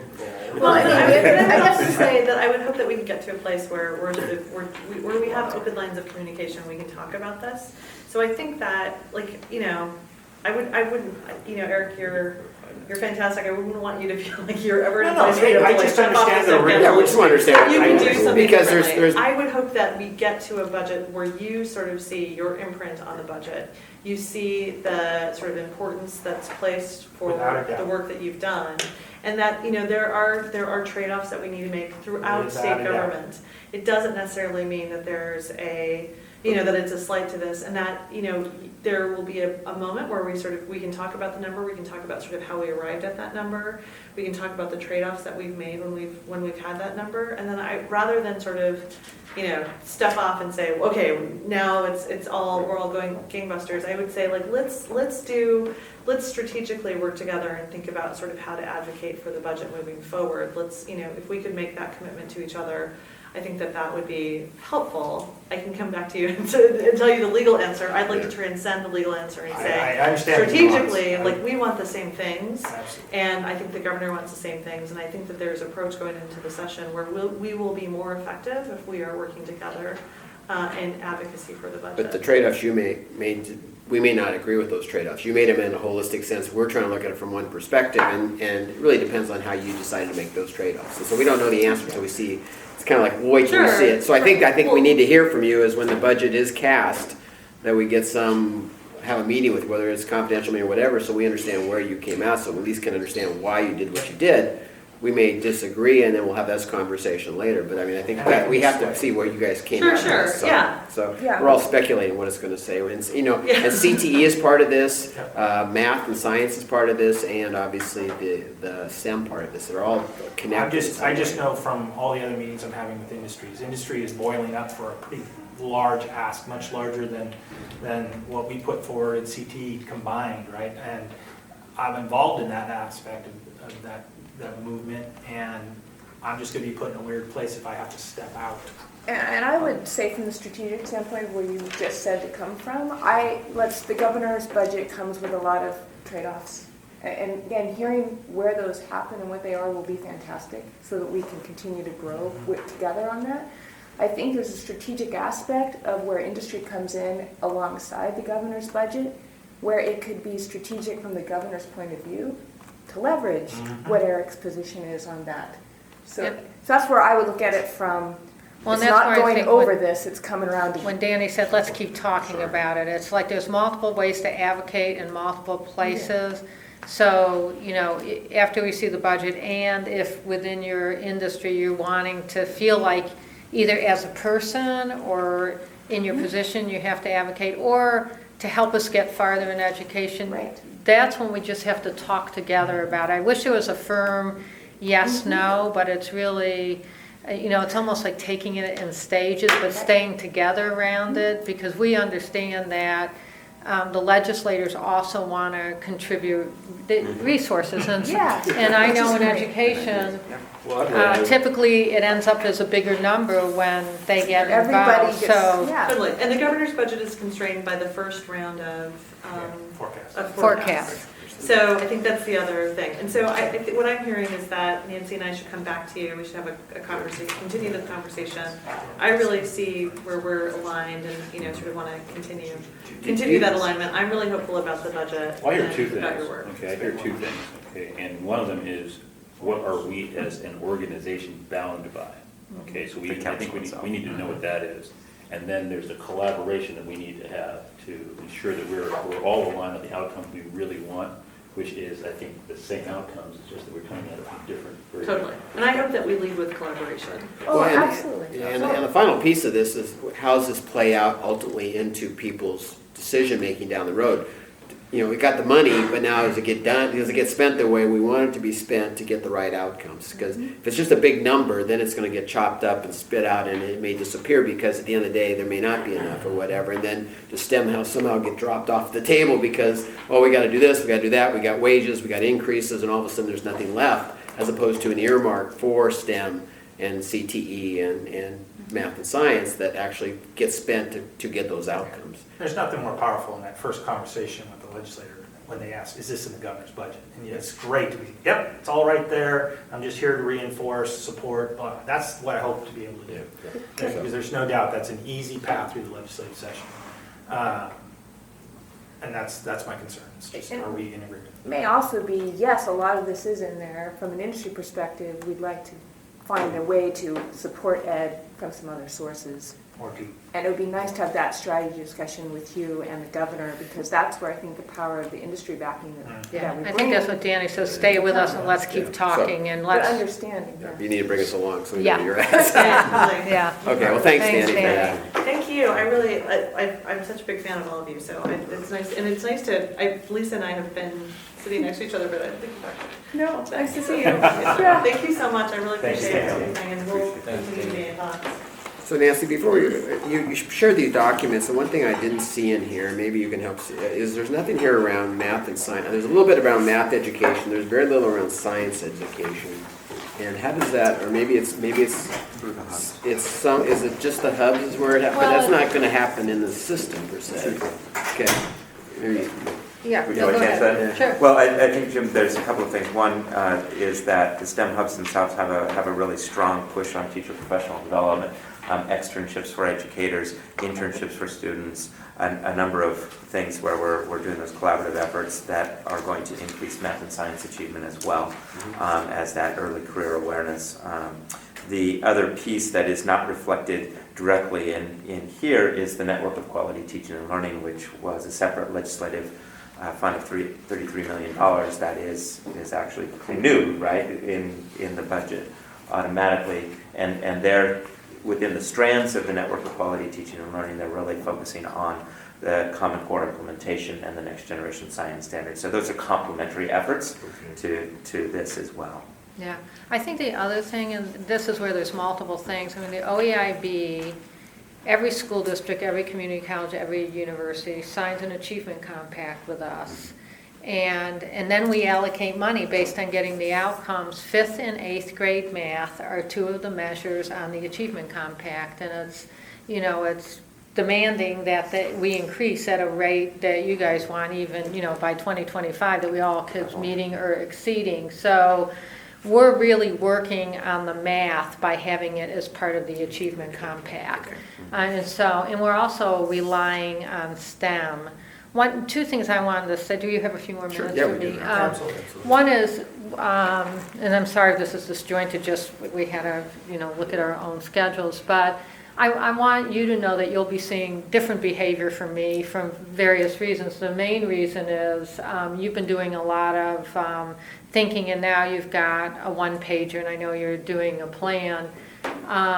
And Mark will tell you, he's started to see changes in the organization. Like I have a weekly meeting with directors. What they'll be hearing, you're getting a preview of this, at the Monday weekly meeting is that I need in writing an update from you every week about what's happening with STEM Council, what's happening. There's 8 different directors, particularly in terms of investments and moving forward. So I'm very much in gear up for the session mode now, and so I have to be, Mark has been a really good communicator with me, but he needs to be even a greater communicator because I need to be in much closer touch with this group because we're moving into, right now we're trying to get things in the budget, and then we're going to move into a legislative session where really what all you were saying is, if the budget's not where we want, how do we work together then to find the additional resources?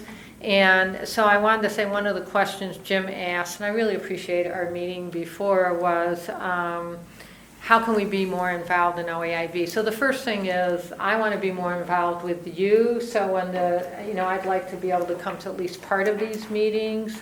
I have to, if I'm out of town, I can't, but, at least come to part of these meetings and be able to keep reporting back to you. I think communication between us is critical and needs to be at a, start fast and pump up the speed right now, just because of where we are in the calendar. So that's the first thing. And so I'll be hearing more from the staff who support all these councils. And really there's just so you know, so you're not thinking like, am I one of 45 councils? There's really 2 that it's the STEM Council and the Accelerated Learning, which is getting more college credits in high school, which can really support this. It's not unrelated because there's many kids who don't have full schedules, and if we could send them up to University of Oregon and they get to work in some of the science labs up there, they could be filling a schedule and be getting really excited about a career, a STEM-related career and stuff like that. So those are really the only 2 other than what's ended up here and what your STEM councils has done and Accelerated is reflected in here. But those are the 2 groups that I have outside staff who are really working on. Now we have other staff who work on outcomes and investment, the equity committee, and the best practice committee, and all of them will be reporting to me. So one question was, how can we get more involved? And I think that's a good question because I know you folks have been in front of the OEIB 3 times, I think, and, you know, you kind of give a presentation and you go away, and it's like, well, what do they really take from this? I'm just putting myself in here. I don't know. Operator, are you still there? I don't know if we're channeling each other or what, but, you know, that's how I would be if I was in your position. So, you know, that's why I think it's really critical that maybe we could come back, I could come back more and tell you precisely, kind of like we've tried to say, we do see you reflected in here, but we haven't communicated to you that we see you reflected in here, so we have to do that more. So there'll be a weekly communication from the staff. I'll be coming back more, and there's some other ways you can get involved, and we just have to decide. I guess I really would like you to decide. One is that we do have a best practice committee, and we do have and equity and partnership committees. A lot of these proposals generate from those are subcommittees of the OEIB. Members from here could sit on those groups. That would be one thing, but I'm looking at all of you and I'm wanting to just thank you for how much time you've given already, and special shout out to Eric and Aubrey, who's been doing this for a very long time, and then Jim chairing. It takes a lot of time on all of your parts. The other thing that I'm starting to talk to board members about is could we have a board member from OEIB who was ex officio here and really sat through these meetings, and then as a regular part of the agenda when committees presented would be to present to the OEIB just about, you know, what they kind of heard, where you are and stuff like that. I think when I talked to Jim, that was kind of the one that kind of felt like maybe a preferred, or was that just a bring? No, I think that's a good way, because you get the full content of it, and then they can bring that back. Yeah, I mean, again, it's about integrating. Yeah. And that the work that we're doing here, and we've done a lot of groundwork over the last few months, but our expectation is that the work that we're going to be here is very strategic, and we don't want that lost. Right. And so we need to gain alignment, so that there's alignment with OEIB, there's alignment with the governor's office. And if not, then our impact will be limited. Yes. And that will be frustrating for all of us. Right. It also allows the council to ask the OEIB member, what are they doing? And rather than me going, it's one of us going to the OEIB, having the OEIB here allows us to ask them kind of what they're thinking and some of their issues broader, so the whole council can hear it. Yeah. So I'm working on two things right now around that. One is just as we sort of look at our structures, you know, making sure, usually, is that a structure we want to add? And I think everybody will be happy about that. The second is finding a member who has more time, because, you know, I know how busy you all are. You're owning businesses or really working for businesses that are very demanding. So the OEIB board is under the same constraints. But I'm going to try to look into that and want to see, you know, if we can find someone who has a real interest in that. You know, if not, the other, I think, really thing that is really appropriate to start doing is in the 3 minutes come and testify or have in front of the OEIB. It can be very powerful. Sometimes, you know, it can be done multiple different ways, and we're beginning to see that. We're beginning to see people who see themselves in these proposals coming to testify on behalf of them. So. Nancy, Mark? Yeah. This is Jessica. You know, one of the things that might help make that a little bit easier, help facilitate that, is if we could arrange the board meetings to sort of coincide with each other. So maybe, you know, one day after or one day before. So that if a board member wanted to come up and attend both, it would be, you know, you could do that right in a row. Yeah. I was even thinking maybe doing one during the year where there's an overlap, where maybe one's. That was another suggestion, yeah. I know we just finalized our schedule, so that'd be very hard. That was not an easy task. I'm sure it's not easy. But the other thing is written testimony is fine too, a written testimony with, I mean, Mark can certainly read a written testimony on behalf of the STEM Council, just always saying how important it is. That's public testimony. Everybody has a right do that. And, what that does, of course, is it just keeps reminding the OEIB, about your very important work. I'm going to be reminding the OEIB about that, through these processes, but that is a vehicle. I wanted you to know that is really available if you wanted to do that, so. I think it sounds very good, Nancy, and in particular, we've been focusing on, with guidance from Mark, not worrying about how. We've been worrying about what and strategic, but very quickly here, we've gotten into, well, how do we now do the tactics? But it's not we, STEM Council. I was very encouraged by some of the programs or policy initiatives you started to describe, and as you described them, I thought, that's how that'll happen. And then I stopped worrying about that.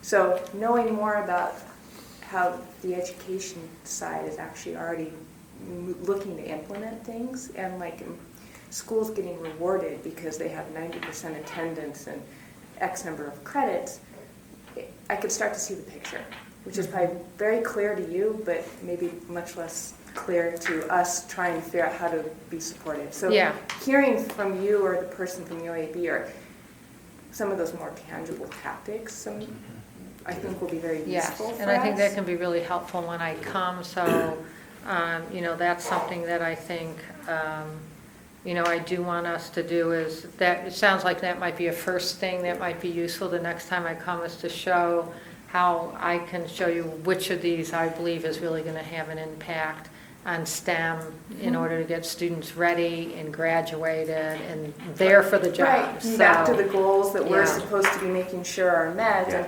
And one thing along that is we talk about students having their personal achievement record and saying, I want to be Superman, and so I know I need to go do these things. And a gap that's come up has been, how do they know? Where do they get that? And it's not the old traditional school counselor per se.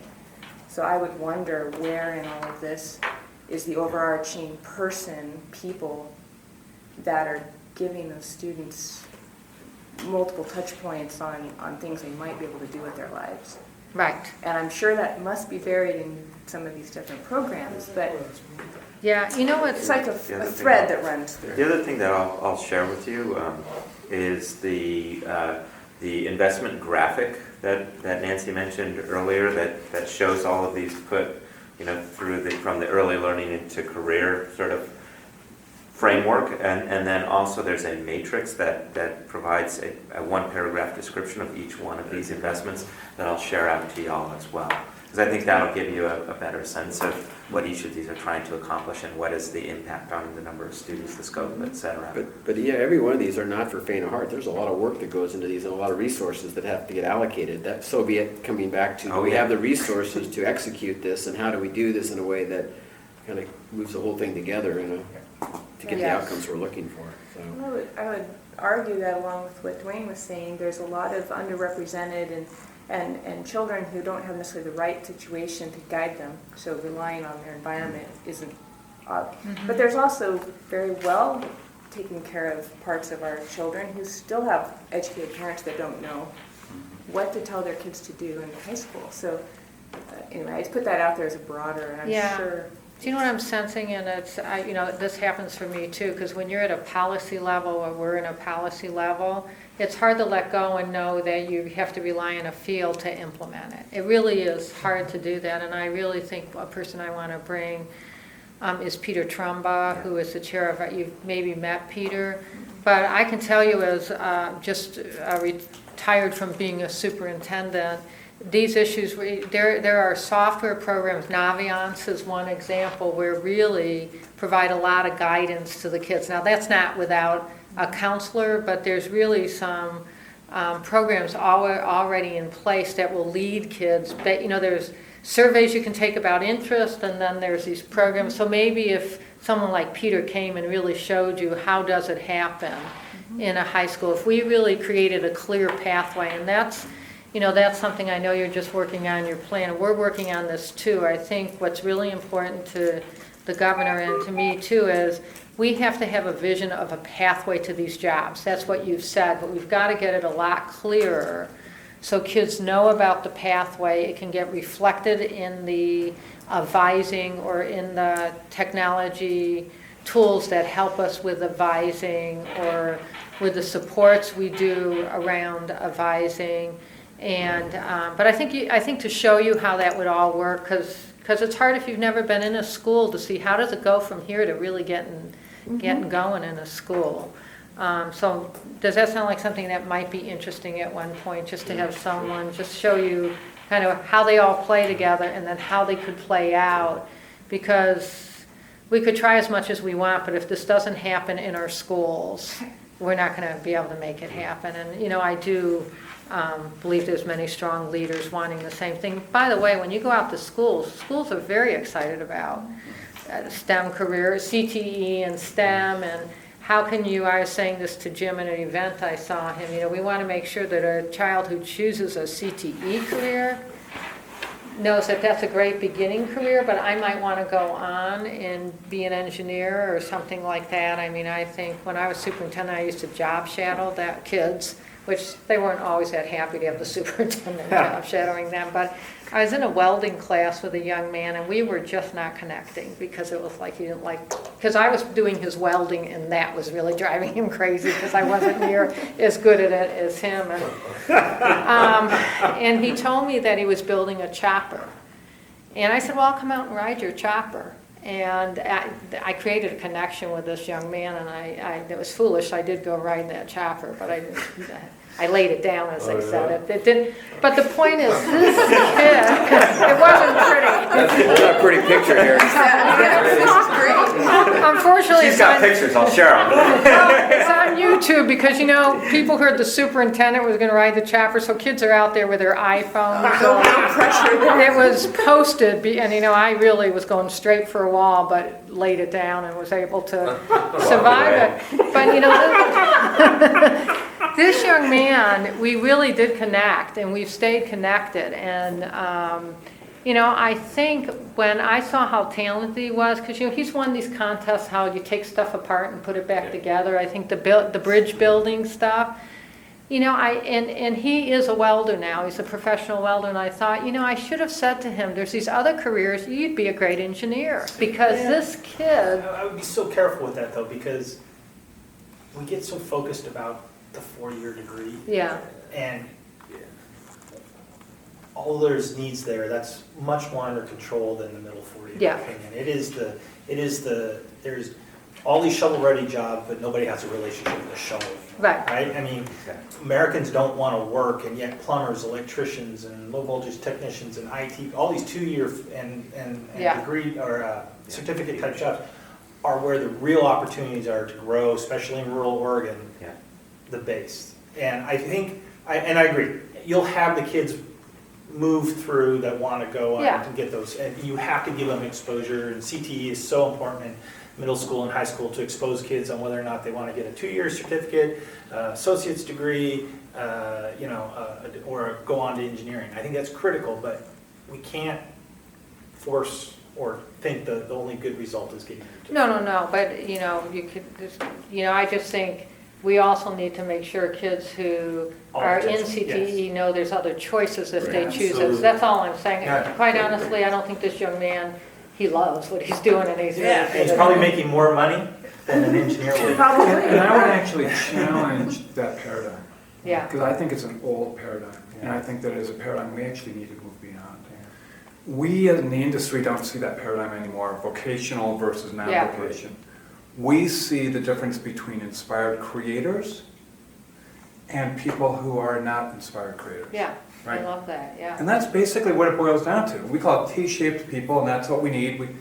And so the fact that if you listen to the story, it's a very powerful story, but what was the critical element of it? You validated him as a creator. Yeah. That was so empowering for him. And the fact that he ended up as a welder, that gives him the environment to create. Right. And he's successful. The problem is that you see so many kids who don't label themselves, don't see themselves as makers and creators. And that is the great injustice. Yes, yes, that's beautiful. And that's what we need to change. Because that passive receptacle and just the kids who say, why am I here? The fourth graders, you can't do those math facts multiplication sheets fast enough. Right. Write themselves off as not being able to create and grow. Exactly. And so, So an we, interesting paradigm. and so we don't see STEM, I mean, we've had this discussion, we Yeah. don't see STEM really about curriculum. It has obviously curriculum dimensions here. But STEM has an opportunity to unleash creative genius and empower kids as makers and creators. Right. We as industry, that's what we need. So we're being selfish at the table. That's what we need out of the educational system. We don't need obedient learners. We need inspired learners, because the reality is that every day we walk in the door, we are facing problems we have never seen before. And if we don't have a team around us to say, I don't know how to solve that problem, you guys go solve that. If they don't feel like, yeah, I can solve that, and come together and solve it, we can't build our companies. Right. That's our future. Right. I mean, that really is Right. our future. So Right. the kids will, and it's not just kids, right? You know, I'm thinking about the Khan Academy has a great story about this one guy that his teacher said, you will never be an engineer.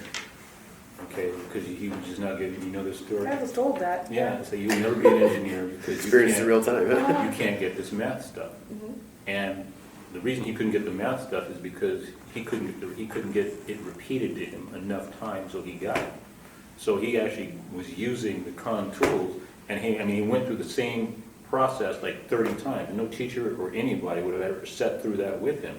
But when he got it, and he really got it well to the point where he excelled at it. So it wasn't just a matter of you can't do it, it's just the process didn't work for him. Yeah, you know, it's how do you put these two rules together? Because in high school, kids do ask a lot, like I want to be an X or I want to be a Y, and how do I get to be an X or Y? And, you know, we might want to say, you know,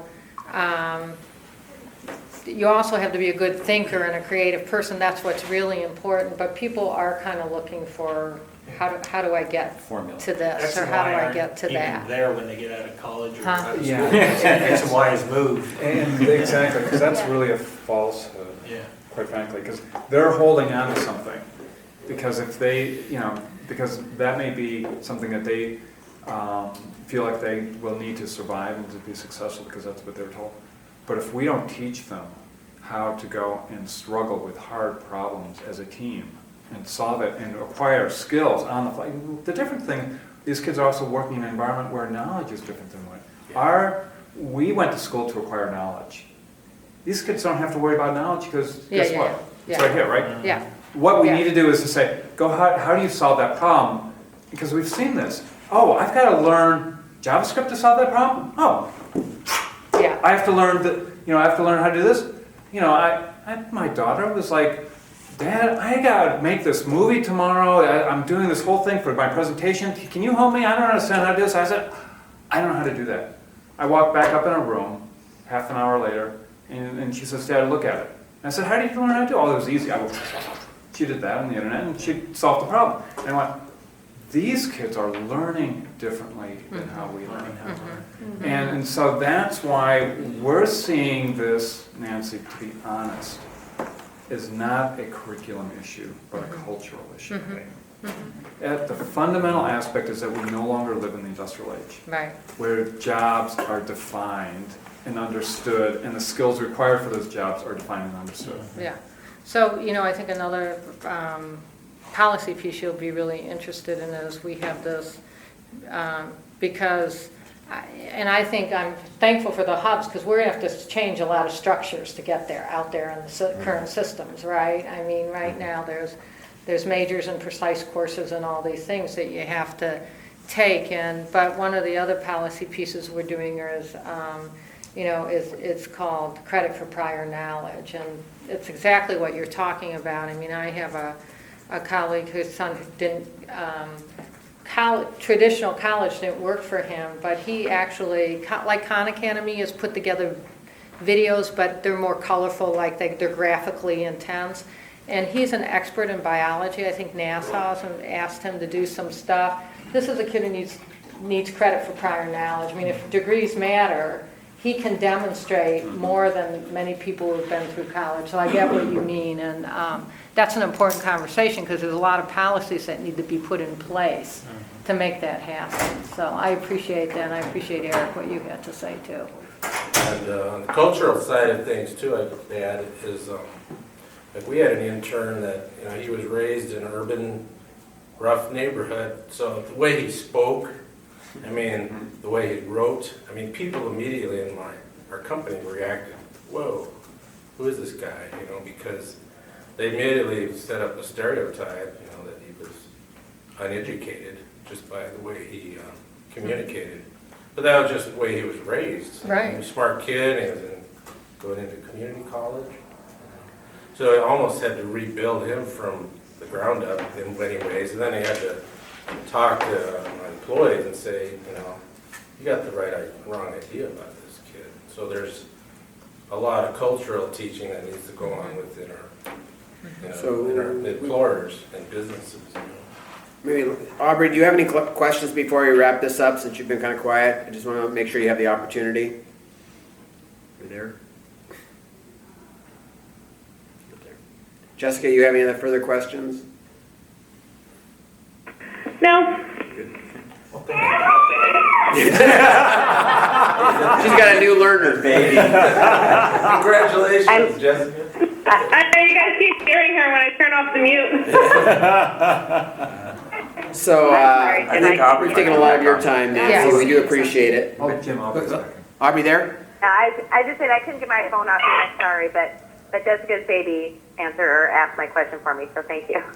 Thanks, Aubrey. Thanks, Nancy, for your time. Yeah, my pleasure. Yeah, we spent a lot of time. Thank you for your engagement coming to the meeting. We really appreciate having Mark with us. Mark has been helpful and really pushing us along and helping us see some great things going on. And you can see the council's totally engaged in this topic and passionate about it. So we have more work to do. Obviously, we'll want to see how this all plays out. That's, you know, where the rubber meets the road. I think understanding these various swim lanes and what's there, and then the kind of commitment and how this budget gets unfolded is going to be important, whether this is just $1 or is really how is it allocated, because it's going to be critical that we see the kind of commitment to these various swim lanes, not just a number that somehow gets sliced and diced. So that'll be helpful. Yeah, the process is really about policy concepts that are going to move the needle on kids. So I don't think any of us would want just a number either, but I get that. You need to have commitment. And then obviously the legislative process will be the next step in this, so we're not done. Okay, any final questions? Thank you. Good. Appreciate Thanks, Nancy. Appreciate your feedback. Like 5 minutes? Yeah, let's take a 5-minute break. Yeah. Okay, let's go ahead and get started again. We've got about, we need to leave about 10 minutes for public comment and wrap up. So we do have some things we do need to get going on, and I really do appreciate the feedback from the council to Nancy and the discussion. That was good, and I think she's going to be engaged. Thompson, your comments were really spot on in terms of Well, the Jim, conversation. I want to thank you for, I know that you took the initiative to reach out to her, and I think that was a really great. Doing my job. I'm here in the council. No, that's good. And I think she's receptive, and we need to move forward. So we do have an objective to put a plan together, and I agree with Eric's point is that we don't want to spend a lot of time on a plan, but we do need to lay out what it is. And probably the most important thing are the tactics on how we get there. And so I'm going to have Mark lead us in a conversation. But as I think of the strategic plan, we don't have to spend a lot of time working on this. It has to cover the problem statement. What are the goals that we want to achieve? What are the strategies and tactics to do that? And then ultimately the metrics that we measure our outcomes by. But I don't know if we need to spend a lot of time on that, because I think we all know what it is. And I think Mark could go away and give us a good rock basically to start that. But if it has the problem statement, it agrees what the goals and objectives are, the strategies and the tactics, that's helpful. But we are going to need help on the tactics. I think that's one area that we'll need help. And in the agenda, there's an item to talk about the need for work groups as well as advisory groups to help us in this kind of journey that we're going to go on. So Mark, you want to take it from there and give us your thoughts on that? Yeah, well, I wanted to walk us through just a couple of, again, some framing pieces, in terms of, we've already talked about really what do we want the plan to do, what function is it going to serve, in terms of both selling it to different communities, different audiences, being a unifying factor, providing that case making so we don't have to keep going back to that, really unifies the work, but then it also has a very strong implementation bent to it, so that we're able to delineate or differentiate different roles of various agencies, whether it's policy, whether it's the Department of Education, whether it's our out-of-school folks, the roles of industry, et cetera, that it gets to that tactical area. One of the things that I'd like to do is just briefly get your sense of what's the planning horizon that we are aiming for something like this, so that we can start being thoughtful about the tactical implementation, that we're not going pie in the sky 2025 is where our goals are right now, but we're not going to be, I don't think that we're going to be doing a strategic plan with that as our planning horizon. There's far too much that'll change between now and then. So what's a reasonable planning horizon from your perspective as a council? Before we answer that one, Mark, can you clarify how fast we are expected to produce this? What's our delivery? Is this to be delivered for the session? No, it's not to be delivered before the session. No. I resign. No. Yeah, we'll just change the name on it. There you go. So do I. That's pretty damn good right there. That's pretty well written.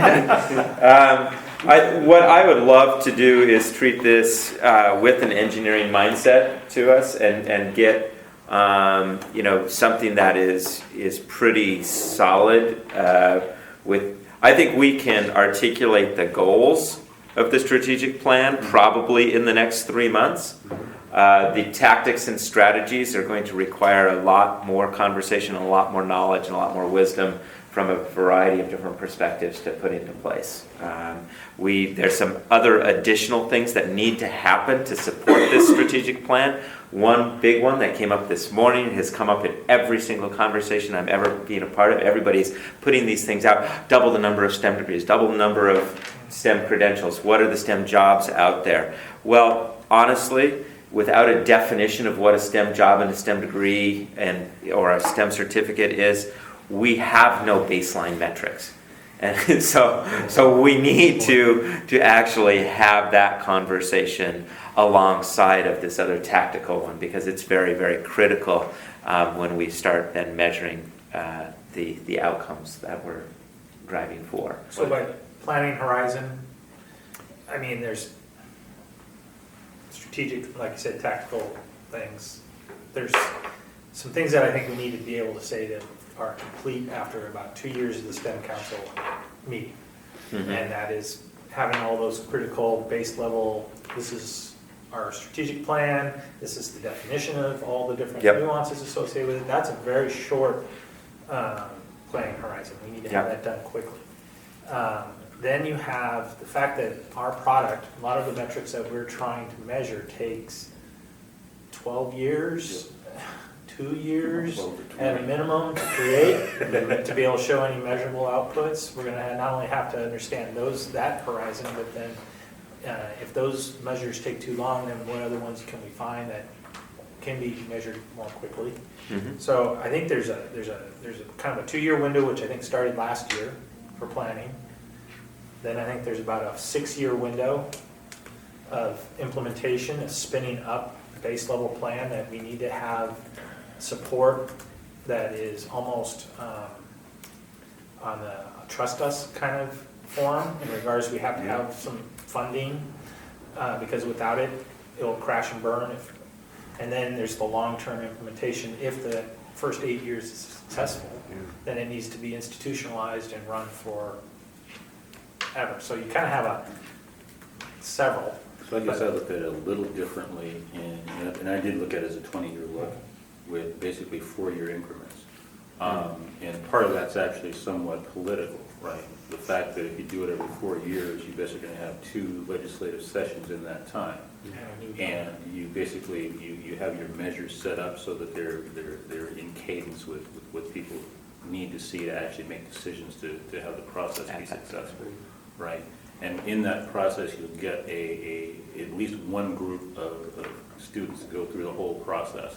So you have the time for them to be in the system and to make changes through the system at least several times in that cadence. It's long enough timeline that you can set expectations around that, You know that the environment's going to change in that timeline, but it basically says we've got at least a stable framework that we're working in. So, and then putting measures that essentially can tie into that, right? So we can make And we revisit. Exactly, so we have a rolling. Plan adjust, basically. Exactly. So the funding model that we, go after, is it, we have to go back every 2 years and or are we going to become base? This is a huge question.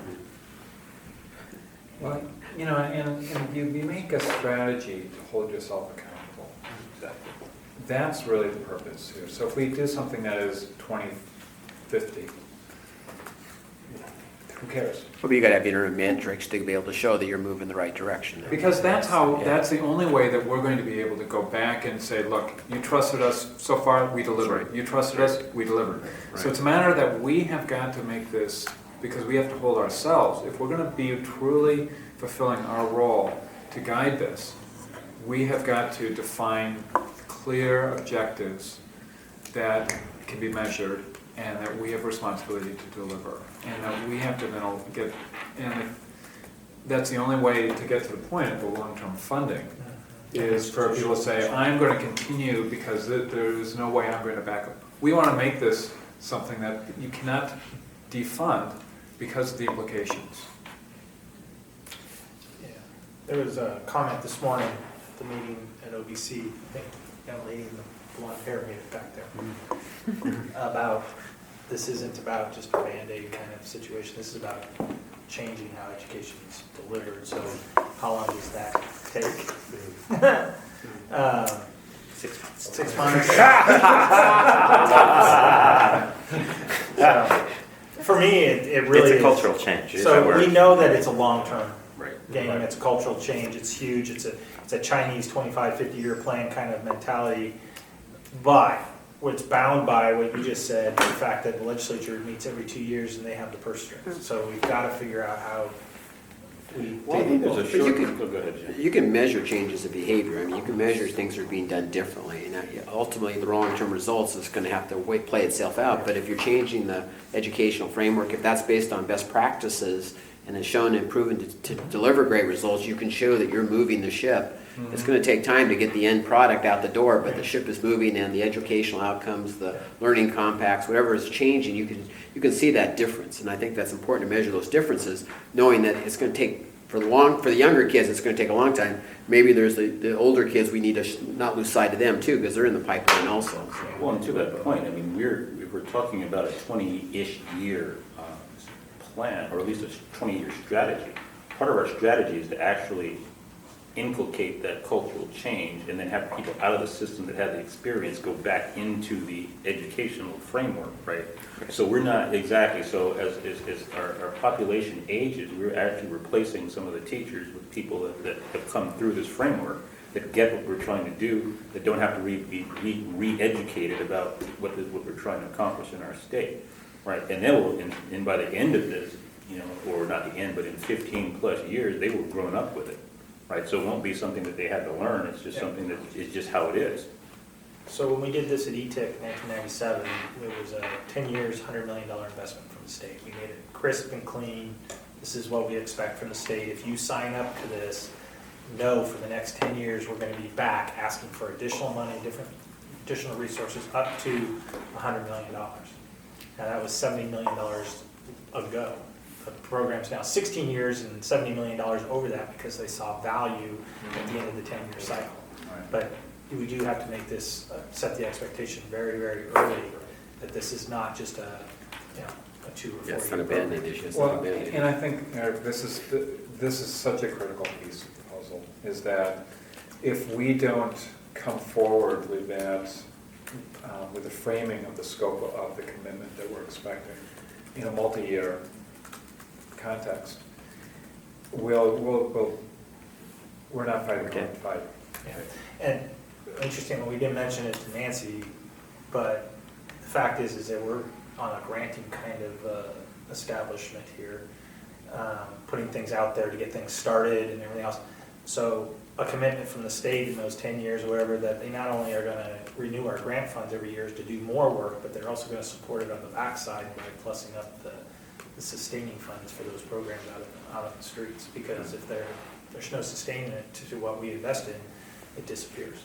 So how do we, if we hire a bunch of new teachers in K through 12 for STEM or engineering or CTE, wherever the case may be, how do we ensure those programs actually survive the next budget crunch or anything else? It's got to be a commitment. Well, I think that's where the partnerships can come into this, right? So it's not just one group of people that are looking at solving the problem. I mean, if you look at it from a philanthropy perspective, they've got so many different things that they invest in. Which are the ones that they're going to have the most impact? Right. But there's also the other aspect about reallocating the existing operational funds, because one of the things that we did as the experiment when we went in as the Innovation Academy into Franklin High School, where there was no computer science, there was no administrative support, there was no presence at all, and we started working with kids around solving problems.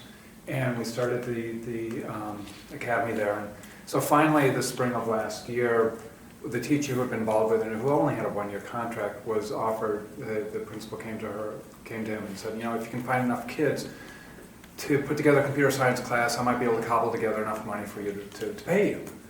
And so he said, great, okay. So he went away, and the forecast came in. And rather than 20 kids, it was 240 kids. So they all of a sudden were four. Now, this was a lesson that Terrell Smith taught me. One of the first things he says, Thompson, never forget the money follows the kids. So at Franklin High School, they went from no computer science, nothing, to 240 kids, 8 classes, and 2 computer science teachers in 1 year. Now, that's why when we talk about inspiring kids to desire to go into these careers, the money is going to follow the kids. Madison High School, another school that we started, again, nothing. They now have 140 kids and 2 computer science teachers in 5 classes. So I think that's why when, you know, the industry coming in and working with the kids, or, you know, the finding ways to change the culture, allows then the shifting of resources to help sustain these over the long term. So I'm hopeful that there can act, you know, because we do have that $6.6 billion fund out there, that partly our work will help reallocate that more efficiently. We'll open up our strategic report with that statement. Yeah, that's right. From We're just our gonna recover $6 billion fund. No, I like what you're saying. I think it's so clear, I'll say this, it is clear that we cannot expect new money to be the basis of all the educational reforms that we're talking about. You have to spend existing dollars. So are we willing to take, I think Dwayne's comment, 4-year plans with a 20-year horizon? I think that really, That makes a lot of horizon. In regards to the process to develop it, I think the smaller the group that proposes or puts a framework together that people then can edit and comment to is the only way I would suggest that we go, because if we do this in a large group or number of chefs in the kitchen, it'll be a disaster. There's too many special interests. What I think so 2 things. One, on the timeline, would it make sense for a 4 + 2 year planning horizon? So why the +2 is to understand that there's a continuity across that administrative boundary that we're aiming for. So there's a sort of a 4-year tight, we set our metrics on 4-year increments type of thing, but we have this additional aspirational piece that carries us a little bit beyond that event horizon. What does that look like?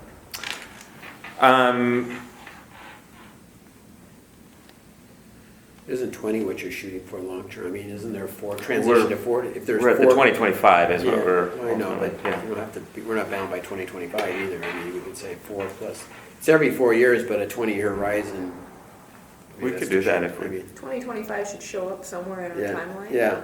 But we're looking there and beyond. Okay. Right. And actually, I mean, you can continuously add 4-year blocks on the other end, other side, right? Sure. So even though our plan starts out, it's almost like the governor's budget in a way. It's always it's a 20-year look of sorts, and you just add another 4 years on at the end when you finish a 4-year period, right? So you're always involved in the process. And if you want to take an assessment look, you really have a 3-year implementation with a 1-year strategy an analysis on the back end of it. Right.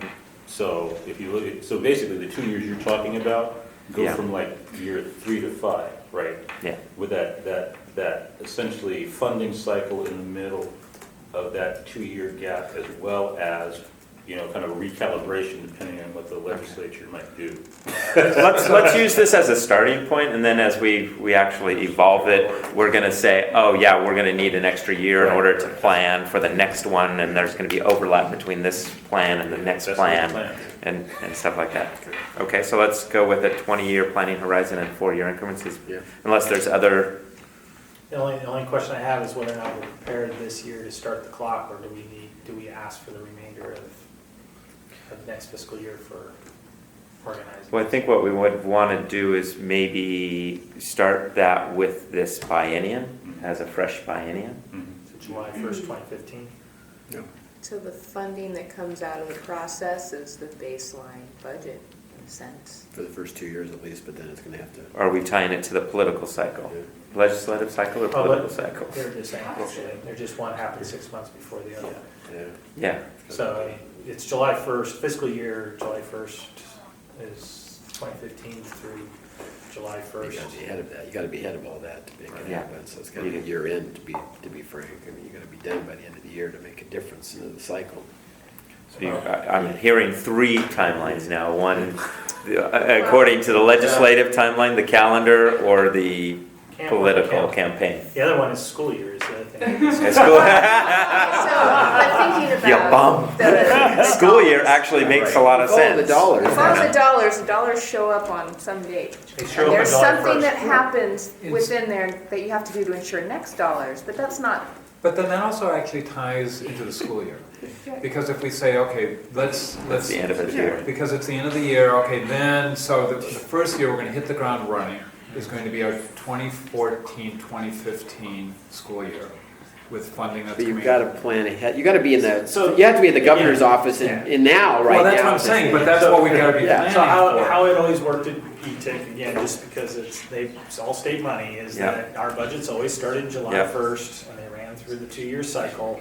We were always lobbying for that next July 1st budget, 9 months prior, right now. Right now. Right? Right. And we'd have to know how we were already gonna spend the money if we got it now. yeah. So you always had to be 9 months before you spent the money, you have to actually know how you're going to spend How it. you're gonna- Now you know why I asked the question about when are we going to have the strategic plan ready? Right, so Relate. in But a to be sense, truthful, we have I a mean, this is the framework. question, are we going to, because last year, was it a year ago? Yeah. We were like, well, we don't know, I guess there's some money here, and it kind of happened, and we kind of, but we did not take the forefront in terms of looking at those investment To be honest, we did put some things out there to the OEIB ahead of this process. It may not be the whole ask. We did throw 3 things out there around STEM funding, programs, and the talent development. So we did put an ask out there early on the process. It wasn't a full strategic plan, but it was a starting of the And that's process. that's And gonna that's be negotiated this this session. period. So we've already kind of done it for this period. It isn't complete like it should be, but we have a $20-some million ask out there right now to move this initiative forward.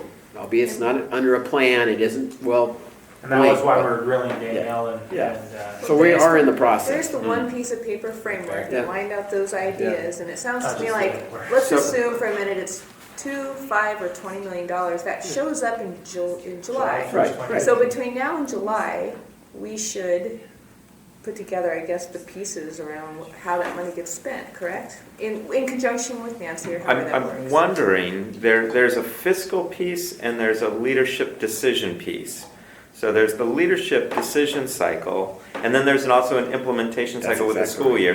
So we as a strategic council, I don't think that we need to be tied to the tactical pieces of necessarily of the funding, the programs of the STEM hubs, et cetera, but we have to actually be ahead of that cycle to inform the funding Right, pieces. so we're starting now, in Yeah. order to be ready to inform how those funds I get think spent. September of, this is So September. we would want 14th. something to inform this legislative cycle. So in the future, we would want something by December. Probably September of 16 for the next cycle. We're September Yeah, 14. to inform legislative concepts. Because you got to get to etc. the governor, you got to get it in front of them, you got to get in front of the business council. You got to have, September of 16 is when you have to have a plan ready to sell and market. For So 17. basically, For this is our- 17. With results of what we've done from now until then. So basically, this is our seed fund. Yeah. So we're seeding This this is high for power math, guys. I know. Yeah. Do But we that's take the one or two process. comments from the? Yeah. So, and the cycle works in the sense that, you know, it's all set up for the fiscal year and the school Okay. year's work, because you're getting money July 1st that you're implementing out to the schools for September, you know, hiring. And they're all very used to not knowing what they're gonna get until July 1st, and then mad Make rush adjustments. hiring through the summer to load Okay. up for school year activities. So, So you're thinking We better get School year.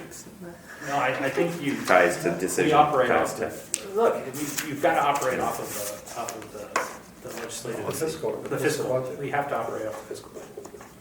And it's fine, because it's Okay. close enough to the school year. So with the expectation that in this first round, we're going to cobble together a rough framework with a rough number, we're just going to say the $20 million. To capture. It's basically what we're doing, recognizing that we're going to be implementing over this 2-year cycle with metrics so that 2016, September 16. September 2016, we are going to have this thing locked and loaded Right. to be presented and negotiated and Right. with, For next time. for the next man. Yeah, well said.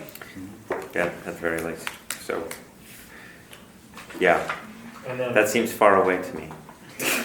Well, we're pretty well. Well, I would love to have something a lot earlier, at least. No, Yeah. but that's, I don't think we're saying that's when we have the strategic plan ready. No. But we have all of our ducks in a row Yeah. by Yeah, 2016 we're has to have executing a, against the strategic plan by then. yeah, we're implementing. Yes. Yes. We're going to be implementing in this next whatever we have. I would argue, we already are against the piece of paper. We've created a strategic plan, albeit it's not very thought through yet. But we do have It's a a strategic framework to fill framework, a out. strategic framework that we're working on. Thought through from a tactical They're investment level. recommendations, that is what we put forward. But we have to, with the expectation that that we're moving into a sustainable model Yeah. that we're moving forward and that we're moving, that's how we start. So let's move on to the next Yeah, topic. so, a couple of things here. I do want to get your thoughts on the various key elements, but I'm wondering if we shouldn't just sort of, given this last conversation, jump to a little bit of a more tactical piece in terms of the process of developing this plan, and I'm wondering if we shouldn't start with defining those high-level goals. I mean, many of these plans have very similar goals in terms of inspiration, of increasing student interest, increasing the quality of student attainment, educator quality and capacity, industry relationships, public communication. I mean, there's some really common goals, and we can put our Oregon flavor and spin on those. But then the real meat is in the development of understanding the operating environment that is unique to Oregon, and what are some of the infrastructure pieces, what are some of these, how do they all fits into that implementation So, I stream? mean, we have these plans you've given us. You have a good sense. Why don't you put those goals together as a starting point? Starting point. Let's not, Okay. and then we can react to it. But I think that we Okay. all know what they are, and we might want to add or subtract a little bit. But I think you've got a sense. But between all the documents we have, we've got. Well, I would love then to put that out to the STEM hubs. Well, yeah, I was gonna say, and the to get, three groups you've already proposed all should have, ultimately, that's their job, is to figure out how to tactically get it out there and what sub-goals are gonna run. And what are those top-end goals is what this committee should be doing, right? right, So there may be all sorts of different and ever-changing goals within hubs, within K-12 grants, and within talent council. the objectives are going to change and should change over that 20-year horizon, but those goals should The top remain pretty sound. And be able to have metrics that you can measure those Yes. goals by, not just Right. nice words, but things that you could actually monitor, and measure outcomes. So. I'll work on the nice words. Yeah. No, the metrics, just to let you know, we are on November 21st. I meant to have this as part of my update. We're going to be having a joint conversation to co-construct an outcomes framework for the state for the regional achievement collaboratives and the STEM hubs that tie to the 40-40-20 and the OEIB goals. So I'm anticipating metrics that are coming out of those that are interim metrics that also will inform the council's work. Would like to invite council members who are interested in data conversations to participate in that meeting on the 21st. It'll be probably here in Salem, maybe in Eugene. Okay, when we wrote October? November 21st, yeah. When we wrote the law Yeah. that created this, Kyle, hop in if you think differently. One of the things that we did is we had to sell it, Yeah. right, and get it through the legislature. We had to put some sort of key Yeah. indicator, right? And so it was decided in 30 minutes that it was going to be Double this, double that. this, and double that. With the conversation held at that time that if the STEM council thought those were inappropriate metrics, that we should change them, Okay. Yeah. right? And that, or we should, if not, if we don't want to try to rip them out of the statute, because they may actually sit in the statute, They do. then we should at least identify some very key ones that we're going to emphasize when we report out. I would hope we look at them as minimums, not just, Yeah. as absolutes, but that's. So the power of any organization like this is more in the bylaws than it is the statute anyhow. So we tried to leave it open enough that this group can control its own destiny. So before we get too hung up on those, I think it's important that we do what we think is right. So add to those goals that are in statute. The other piece on the statute is right now it says STEM degrees, double in STEM degrees, and given all the conversation around the middle 40 and ensuring that we're including our community college and industry sort of skill-centered work, we probably should seek a modification to that to be credentials You want to and modify industry the statute? certification. It takes a With full a bill. vote of the legislature. Okay. I would not modify the vote. All right. Or at least interpret it that. We can interpret the Can we degrees. interpret it that way?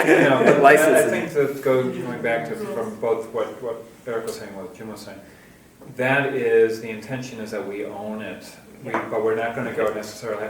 But to Jim, what Jim was saying, they are really minimums. Okay. And we recognize that, basically to bring Oregon up to the national average is not going to get us into a leadership role. Great. So, so as a process check mark, Yep. we have a fair bit to cover. Yeah. And so how are we going to kind of, Keep pressing it. Well, I've already heard one.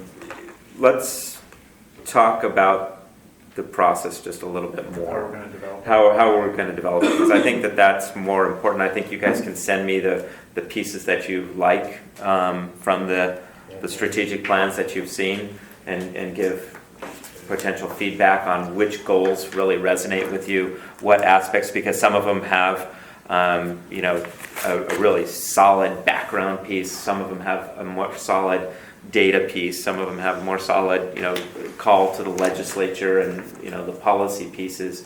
So let me know which aspects of the strategic plan make the most sense for you. I've heard that Mark has an action item to get before the next STEM Council some draft goals, and I'd love to vet those to the hubs prior to that council meeting, to put out to them for comment, and to a broader constituency that also includes, seeing Beth here, our after-school partners as well, who are deeply involved in the STEM work. And as a process, are we going to be asking you to kind of put together a framework, or should we be forming a working group to do that, to bring to the council? I would like think a working group. I think we need a working group. I would think that a small working group Yeah. would be great, and Even better. then bring back to the council and then take out to the community. Perhaps would be a great way to do it, and then from the community, bring it back to the council. Okay. So that we make sure that what's brought back to the community has really helped us hone that. Okay. Something that represents, because we're the servant leaders here. We're just acting on behalf of the community. Okay, so small working group to develop the initial goals, then it goes out to vet to the community? No, comes to. Come here, comes- okay. Comes to us as a council to kind of see and tune it and align it. We all feel comfortable with it, then we take it out to the community. This would be a great opportunity to bring in the STEM hubs and all and others to say, this is what we're thinking, this is how it's beginning to frame up, what do you think? Incorporate that feedback, bring it back then with those comments back to the council, then we do a final honing, and then we can then release it. So I have a question then on that process, because I like it. Somewhere in there, either the subgroup or the council, that's where an advisory from some of those leads come in. So do those leads, in a sense, forming our advisory council, form up around maybe the smaller group initially because they're needing some outside thought and input to shape some of the early thing? In some way, I could imagine a small working group wanting to reach out to some of the STEM hub leaders to get some thoughts and opinions as they shape this document, thereby sort of seeding our larger advisory as we go. As opposed to we get it all done, and then we try to form an advisory group. I would agree with you. I think that we have some amazing talent in this state who we need to be working with in partnership from the get-go. And then in that way, it becomes a more informed draft to come here, because we've already, but then we want to then take that into a broader community to make sure that we're all, because going back to the original intention here, this isn't an alignment document. And if we're going to be, if our intention is to be transformational, that can only happen if there is that alignment, and that only happens if we bring it into a process that everybody feels that they own, and it was reflective of themselves in the community. And they're part of the process and truth from the beginning as opposed to a semi-polished How doc. far do we take that before it gets watered down by the politics of trying to get alignment though? Because this is also somewhat semi-disruptive as well. I thought it gave the small working group a little more leeway, per se, to initially get some of that input. But it still has the broader council making sure that whoever's on the overall advisory group represents all interests appropriately. What if we had a small group, say 3 STEM council members, myself, and then select individuals who represent the broad, to develop a plan without, or even the initial plan without input from educators, without input from out-of-school providers, without input from workforce investment boards, I think is really would be ill-advised. I think we really want their input from the very, very beginning. Exactly, so perhaps that small group could propose 3 or 4 of that community they plan to reach out to from that perspective.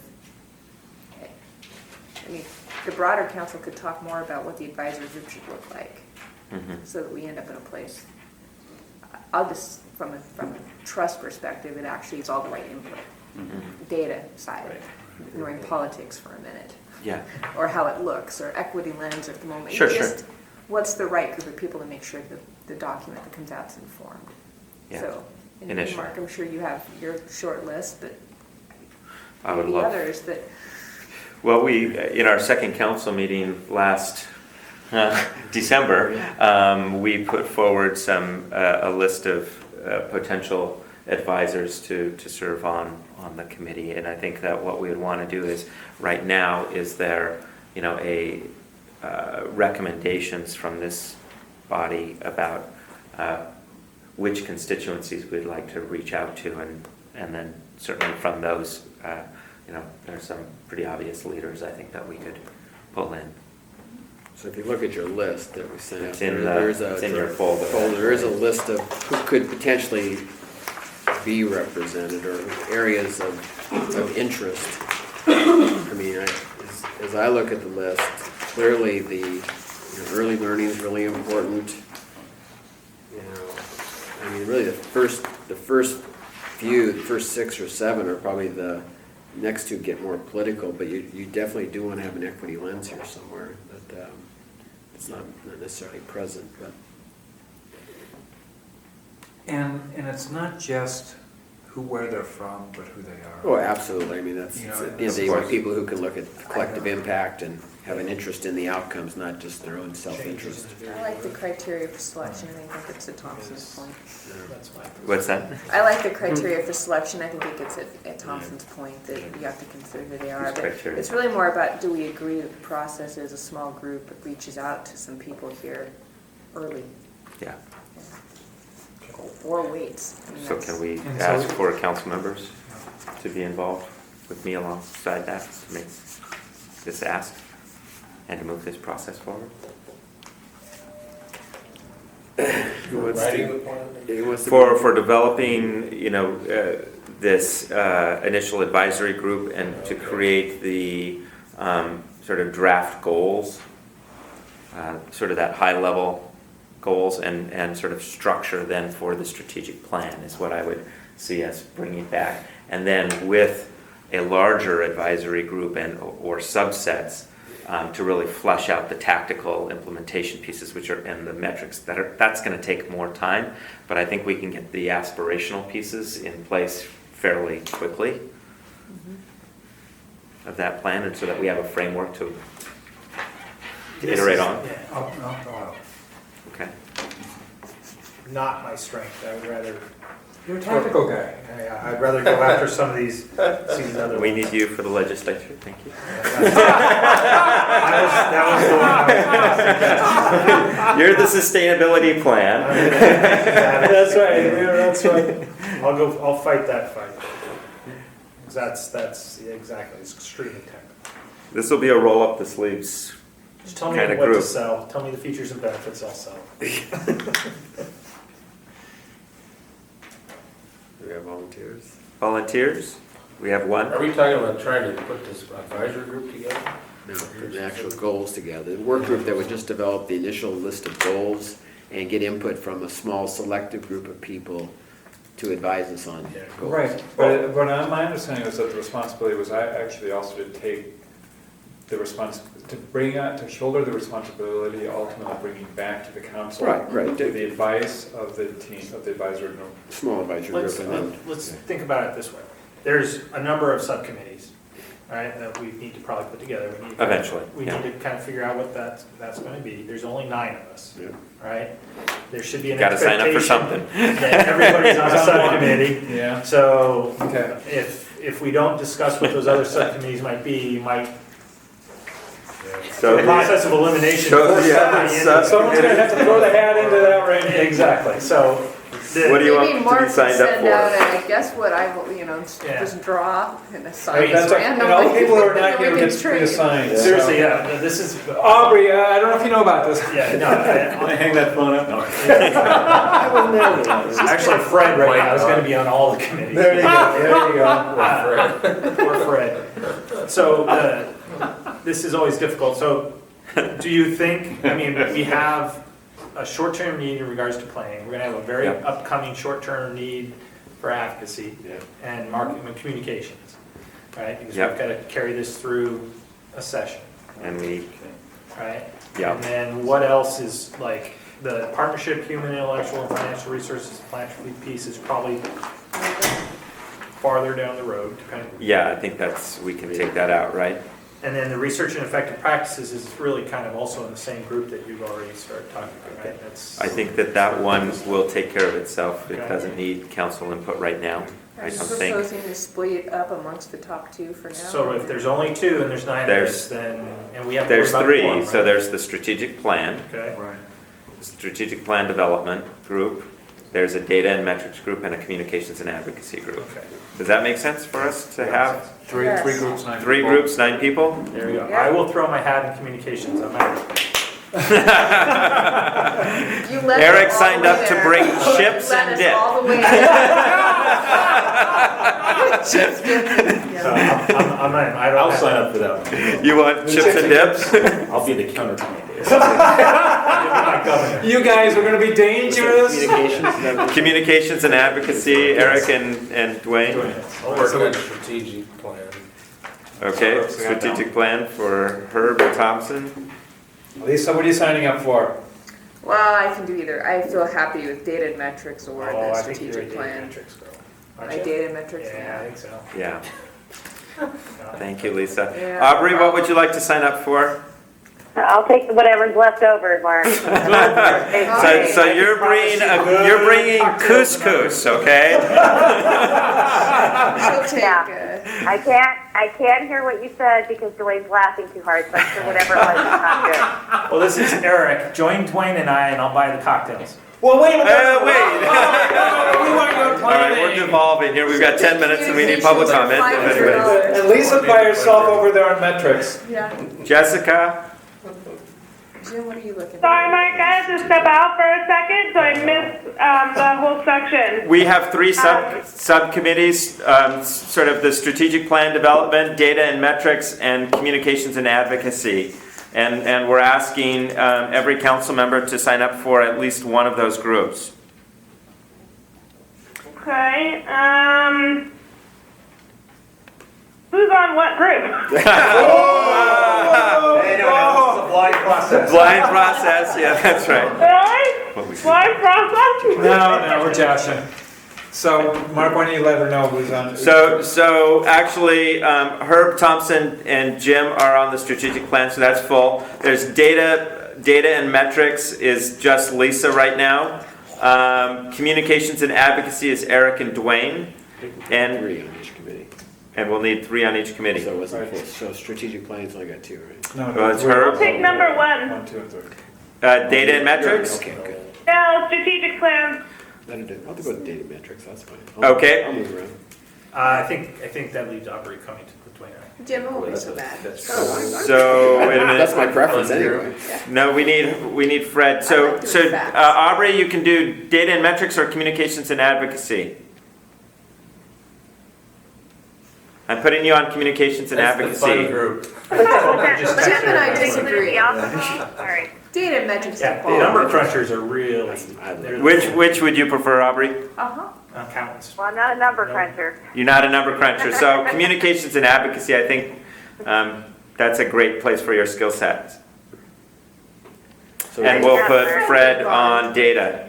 Right, and so we're all set? Okay, thank you very much. Just to let the council know, I did send a note to Fred to see if he's got the time and the bandwidth to participate on the council, because we haven't seen him for a while, so hopefully find that out. Okay. Hopefully it's just a short-term issue, but. He travels like a madman. Well, I know that's my concern, is we need fully engaged council members, just so you're aware, I'm watching this stuff, and so it's important. Okay, and we'll have sort of not a full advisory committee yet, an advisory group. We'll have selected advisors to help us with the strategic plan. And to get those strategic advisors, I've heard that the first 7, A through G on our list, to make sure that we have early learning, somebody from the Department of Ed, a formal K-12 system from the field, perhaps through some of our STEM hub work, community colleges and workforce, 4-year university and a private university, and out-of-school STEM programming to be on that advisory. Well, I propose one possible way to come Sure. at that, which is as the strategic small group starts to flesh that out and has interactions with people from all those groups, they're not necessarily advisory members yet. They're not advisory members, they're advising the process. Exactly, and so you for can the get to development know of the goal. these people, you can figure out if they fit against all the stuff, Right. and then there's a council discussion over maybe a Okay. recommended slate So or they're filled something in, that comes full- back for the strategic. Right. Where Not other like council anything. members could When do you put want others that in. accomplished by? It's a good question. I won't speak on behalf of the strategic plan. I would- but it'd I be would nice love by the end to- of first quarter, right, to have some movement on that? Can we have a phone call with each of these 3 groups next week to talk about, and these groups, if you could select somebody who's the lead individual from each of these groups, that we can then say, well, how are you going to function? What are some of the key questions to focus that work of those subcommittees that you want to do? So each person should be thinking that, and then if you can decide, who is lead from each of these, to let me know.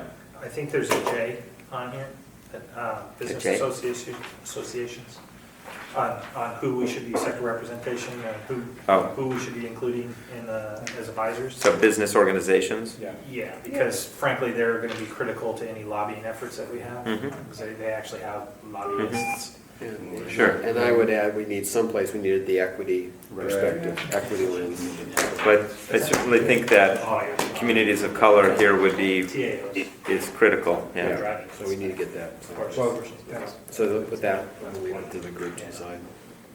Okay? I would like to see the individuals be selected inclusive of That too. the yeah. diversity Yes, and okay. not just, be adding that as a checkbox. I know that's not the way you meant it. No, I know. it's But, not- I want and then that- I want think. that perspective. in- I don't want to be lost on that, so we Yep, need to have that. absolutely. And I think we'll make sure that that is, it is a piece of the criteria for selection, but I think we should, I'm going to make it more explicit. Thank you. Okay, good piece of work. We need to get public comment. We have time for that. Does anyone want to make public comment? Nope, no comment? No, nobody signed up? We were that entertaining? You were actually very entertaining, and I kind of wanted to take my phone, No videotape videotaping. that speech, because it was really great. Yeah. But I do have a couple of comments. Great. So, Beth Unverzant, I'm from the Statewide After School Network, and as you were talking about the people who should be included, we've actually been very successful over the last 10 years in our development of relationships with state agency partners. And so I thought, employment department, it would be really great to have somebody from employment who actually could immediately go get data. That would be really good. Workforce investment, Yeah. and then economic development. So as you think about strategic plan, those people, there are some good people within state agencies that could probably be very helpful in building a long-term plan. Thank Yeah, you. Good feedback. Actually, they were on the original list last December. Mark? Wonderful. Yes, I have one thing to say. Good. Kyle Richinol from the Oregon Business Council, and this is for Lisa and Jim. That this morning in our meeting where we were looking at building this strategy and agenda to connect education to careers, one of the action items was to pull together a group really quickly in the next couple of weeks to look at metrics that would guide that strategy, using John Taponia and others to help us. So I'll talk to both of you, Get us on the list, yeah. offline. That would be great. And if, ideally, that work will really Now, inform, guide, whatever. that's not fair. You're doing their work. Hey, you had the choice. There is a Well, problem. you chose the right one, We Lisa. still have a lot of definitional questions we have to ask. Absolutely. What's in, what's out, and how do we define Yeah. it? That's great. There's Yeah, Kyle, thank you. the industry coalition is coming together. The document that Kyle has that we discussed today is 90% aligned at this time with probably what we're. Absolutely. And I'll send it out. Yeah, so Okay. the key is to use that doc, our other lenses that we have to look through because we're doing the work for the state, to make sure that they're fully aligned, and I think we're really, really close. And it's great work, and then to have somebody like John Tapania come in and give us the facts and the supporting information data, is huge, so I think it'd be a good thing. I want- How does equity and inclusion fit into that strategy? It's one of the Screens, highlights, principles. I goals. understand it. We can talk about it. Just curious how.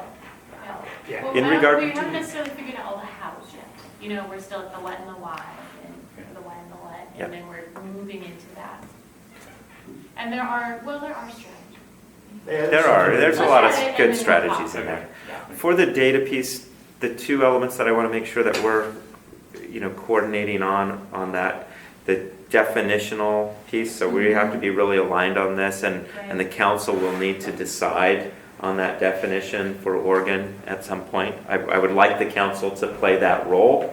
And so when we're dealing with the employment department and the workforce investment board, et cetera, they have a data group that has been very, very helpful. Would love to call it POCI, I believe, POCI. And and so they've been very helpful. We're having this conversation with the STEM hubs on interim metrics, and then this STEM research coalition. So in all of those different places, metrics are critical. So we should be, as you think about the work of the data group, let's make sure we have cross-representation from those groups as part of that conversation with metrics to make sure that we're all coming out with a very, very aligned. Well, I'd say also to be thinking in the back of your minds about partnerships, right? Because in those conversations, certain organizations and groups and individuals may show up as people that you really need to have great relationships with. You guys are awesome. One thing to keep in mind is it's election season and a lot of folks are going to be coming around trying to get your vote. It's Halloween. It's Halloween, yeah. There's no better time than right now to tell your legislators, elected officials how important this is to you, and they're listening right now. Well, Says the chair of the Communications and Advocacy Subcommittee. And they listen even better if there's a check with it. That was the next thing I was going to say. Yes. Give and give often. Well, and there's opportunities where a lot of us sit in places with the schools as well. I think it's one of the places that it's also critical is that we talk to the higher ed folks, that this is something that industry wants, because there's resistance to some of these concepts. And they need to hear it from more than just Eric and Laura and others that interact with them, that this is important. They don't necessarily believe we're the crying wolf folks right now. We need to have lots of other people having contact with the schools saying, hey, Yeah. Was there something we should be doing between now and December? With the governor's budget? I think that the governor's budget, I heard in the process yesterday at the OEIB meeting from the governor himself, is that he's going back and getting updated revenue forecasts, costing analysis around various proposals. So that's when, I've already submitted the projected cost for the three STEM investments. And So what on number that, did you he's go into? clear? Yeah. All right, on The those numbers, that's numbers? just an FYI that I've forwarded, I think this is okay to share, if not, okay, was between, let's see, 4 and 6 million for the STEM hubs.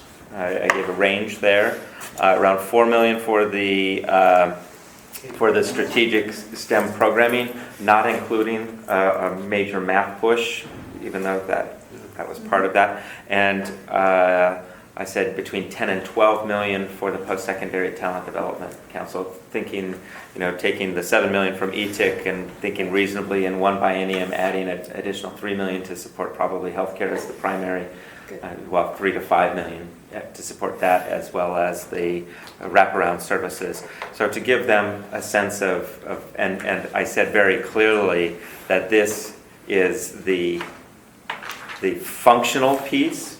If there's a strategic reason to plus those up prior to revealing, to negotiate them back down to this level, that's what I would. So I was presenting it as a floor, not as a Directly Directly to the governor. No, to the- directly to Nancy Yeah, it's gotta go who through passed street. it on. Yeah. So what we have to see is in the But translation. that's our request. Yeah, we have to You see know, how this that's- shows up, and at Yeah. some point, I think we heard from Danny that she'll share with us the budget and how it plays out Yeah. and where the money is. And the governor's coming back to the OEIB then to present his budget to the OEIB. The obvious concern is that you did what was rational and logical, which generally doesn't work when you're negotiating budgets in the state. Okay. You generally have to go in way over the top because you ultimately will get beat down to what is rational and logical, as opposed to going in rational and logical, you're going to get beat down to something unacceptable. So that's the ultimate concern I would have in the budgetary process, is that horse trading is going to start at this $12 million number and it's going to end up Rather somewhere. than at 15 or 18. No, but Rather- it's going to get pared down to perhaps 6, 5, 7. I mean, it gets hammered that hard, and it's a silly game. I hate that kind of win-lose negotiating kind of tactics, but it's the way it works. Yeah. So ultimately, that's why hopefully Danielle heard and Nancy has heard that the concern I have is that if the governor's budget ends up being disparate from what industry is looking for, that's fine, and they don't have to be aligned, but don't be surprised if industry causes a stir and a push on top to try to get that plus back up. And I think as a STEM investment council that is reporting directly to the chief education officer. We are supportive of the OEIB's strategies. We also know that people have multiple hats and constituencies, and that's similar to the OEIB. I mean, we've got, Hannah Vandering from the OEA there. We've got others who have different constituencies, and through this process, this is as a STEM council. The one That's our The role. one void we've got, we talked about the math issue, which I think Yeah. Nancy says she's addressed, which isn't in this budget. CTE is also not in these numbers. No, we've been asked not to. And we've Yeah. been asked not to do that at this point, but Right. just recognize those are still key pillars of what we need to accomplish, both on the math side and the CTE. And Absolutely. industry is doing their own thing on CTE or as part of this. Well, Right. it's part of a. But there's also a separate effort on CTE with, Right. going on too, so. Sure. So those are And things. the good news is the Could be fun. governor's looking at it as a coordinated continuum. Yeah. So Thank all goodness. those pieces will be in, hopefully. The I think idea is that all those we'll pieces see will the be pieces. I'm not sure that the amounts will reflect what we desire.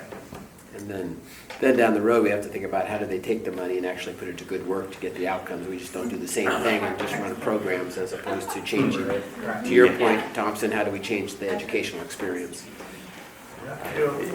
Buy me a beer. Okay, No. so All right, action thanks. items, just to be clear, action items, we're gonna monitor OEIB and make sure that gets, the numbers show up there and strategy. We're gonna make sure that we get a review of the governor's budget when it comes back. Next week, Mark's gonna try to set 3 calls up on these 3 subcommittees to get that work going. And the subcommittees will self-select a leader of their efforts, so. Okay, all right. Okay. Except And you're going to give me feedback on goals. the various goals and key elements from those strategic plans that you feel should be essential to our own strategic plan development.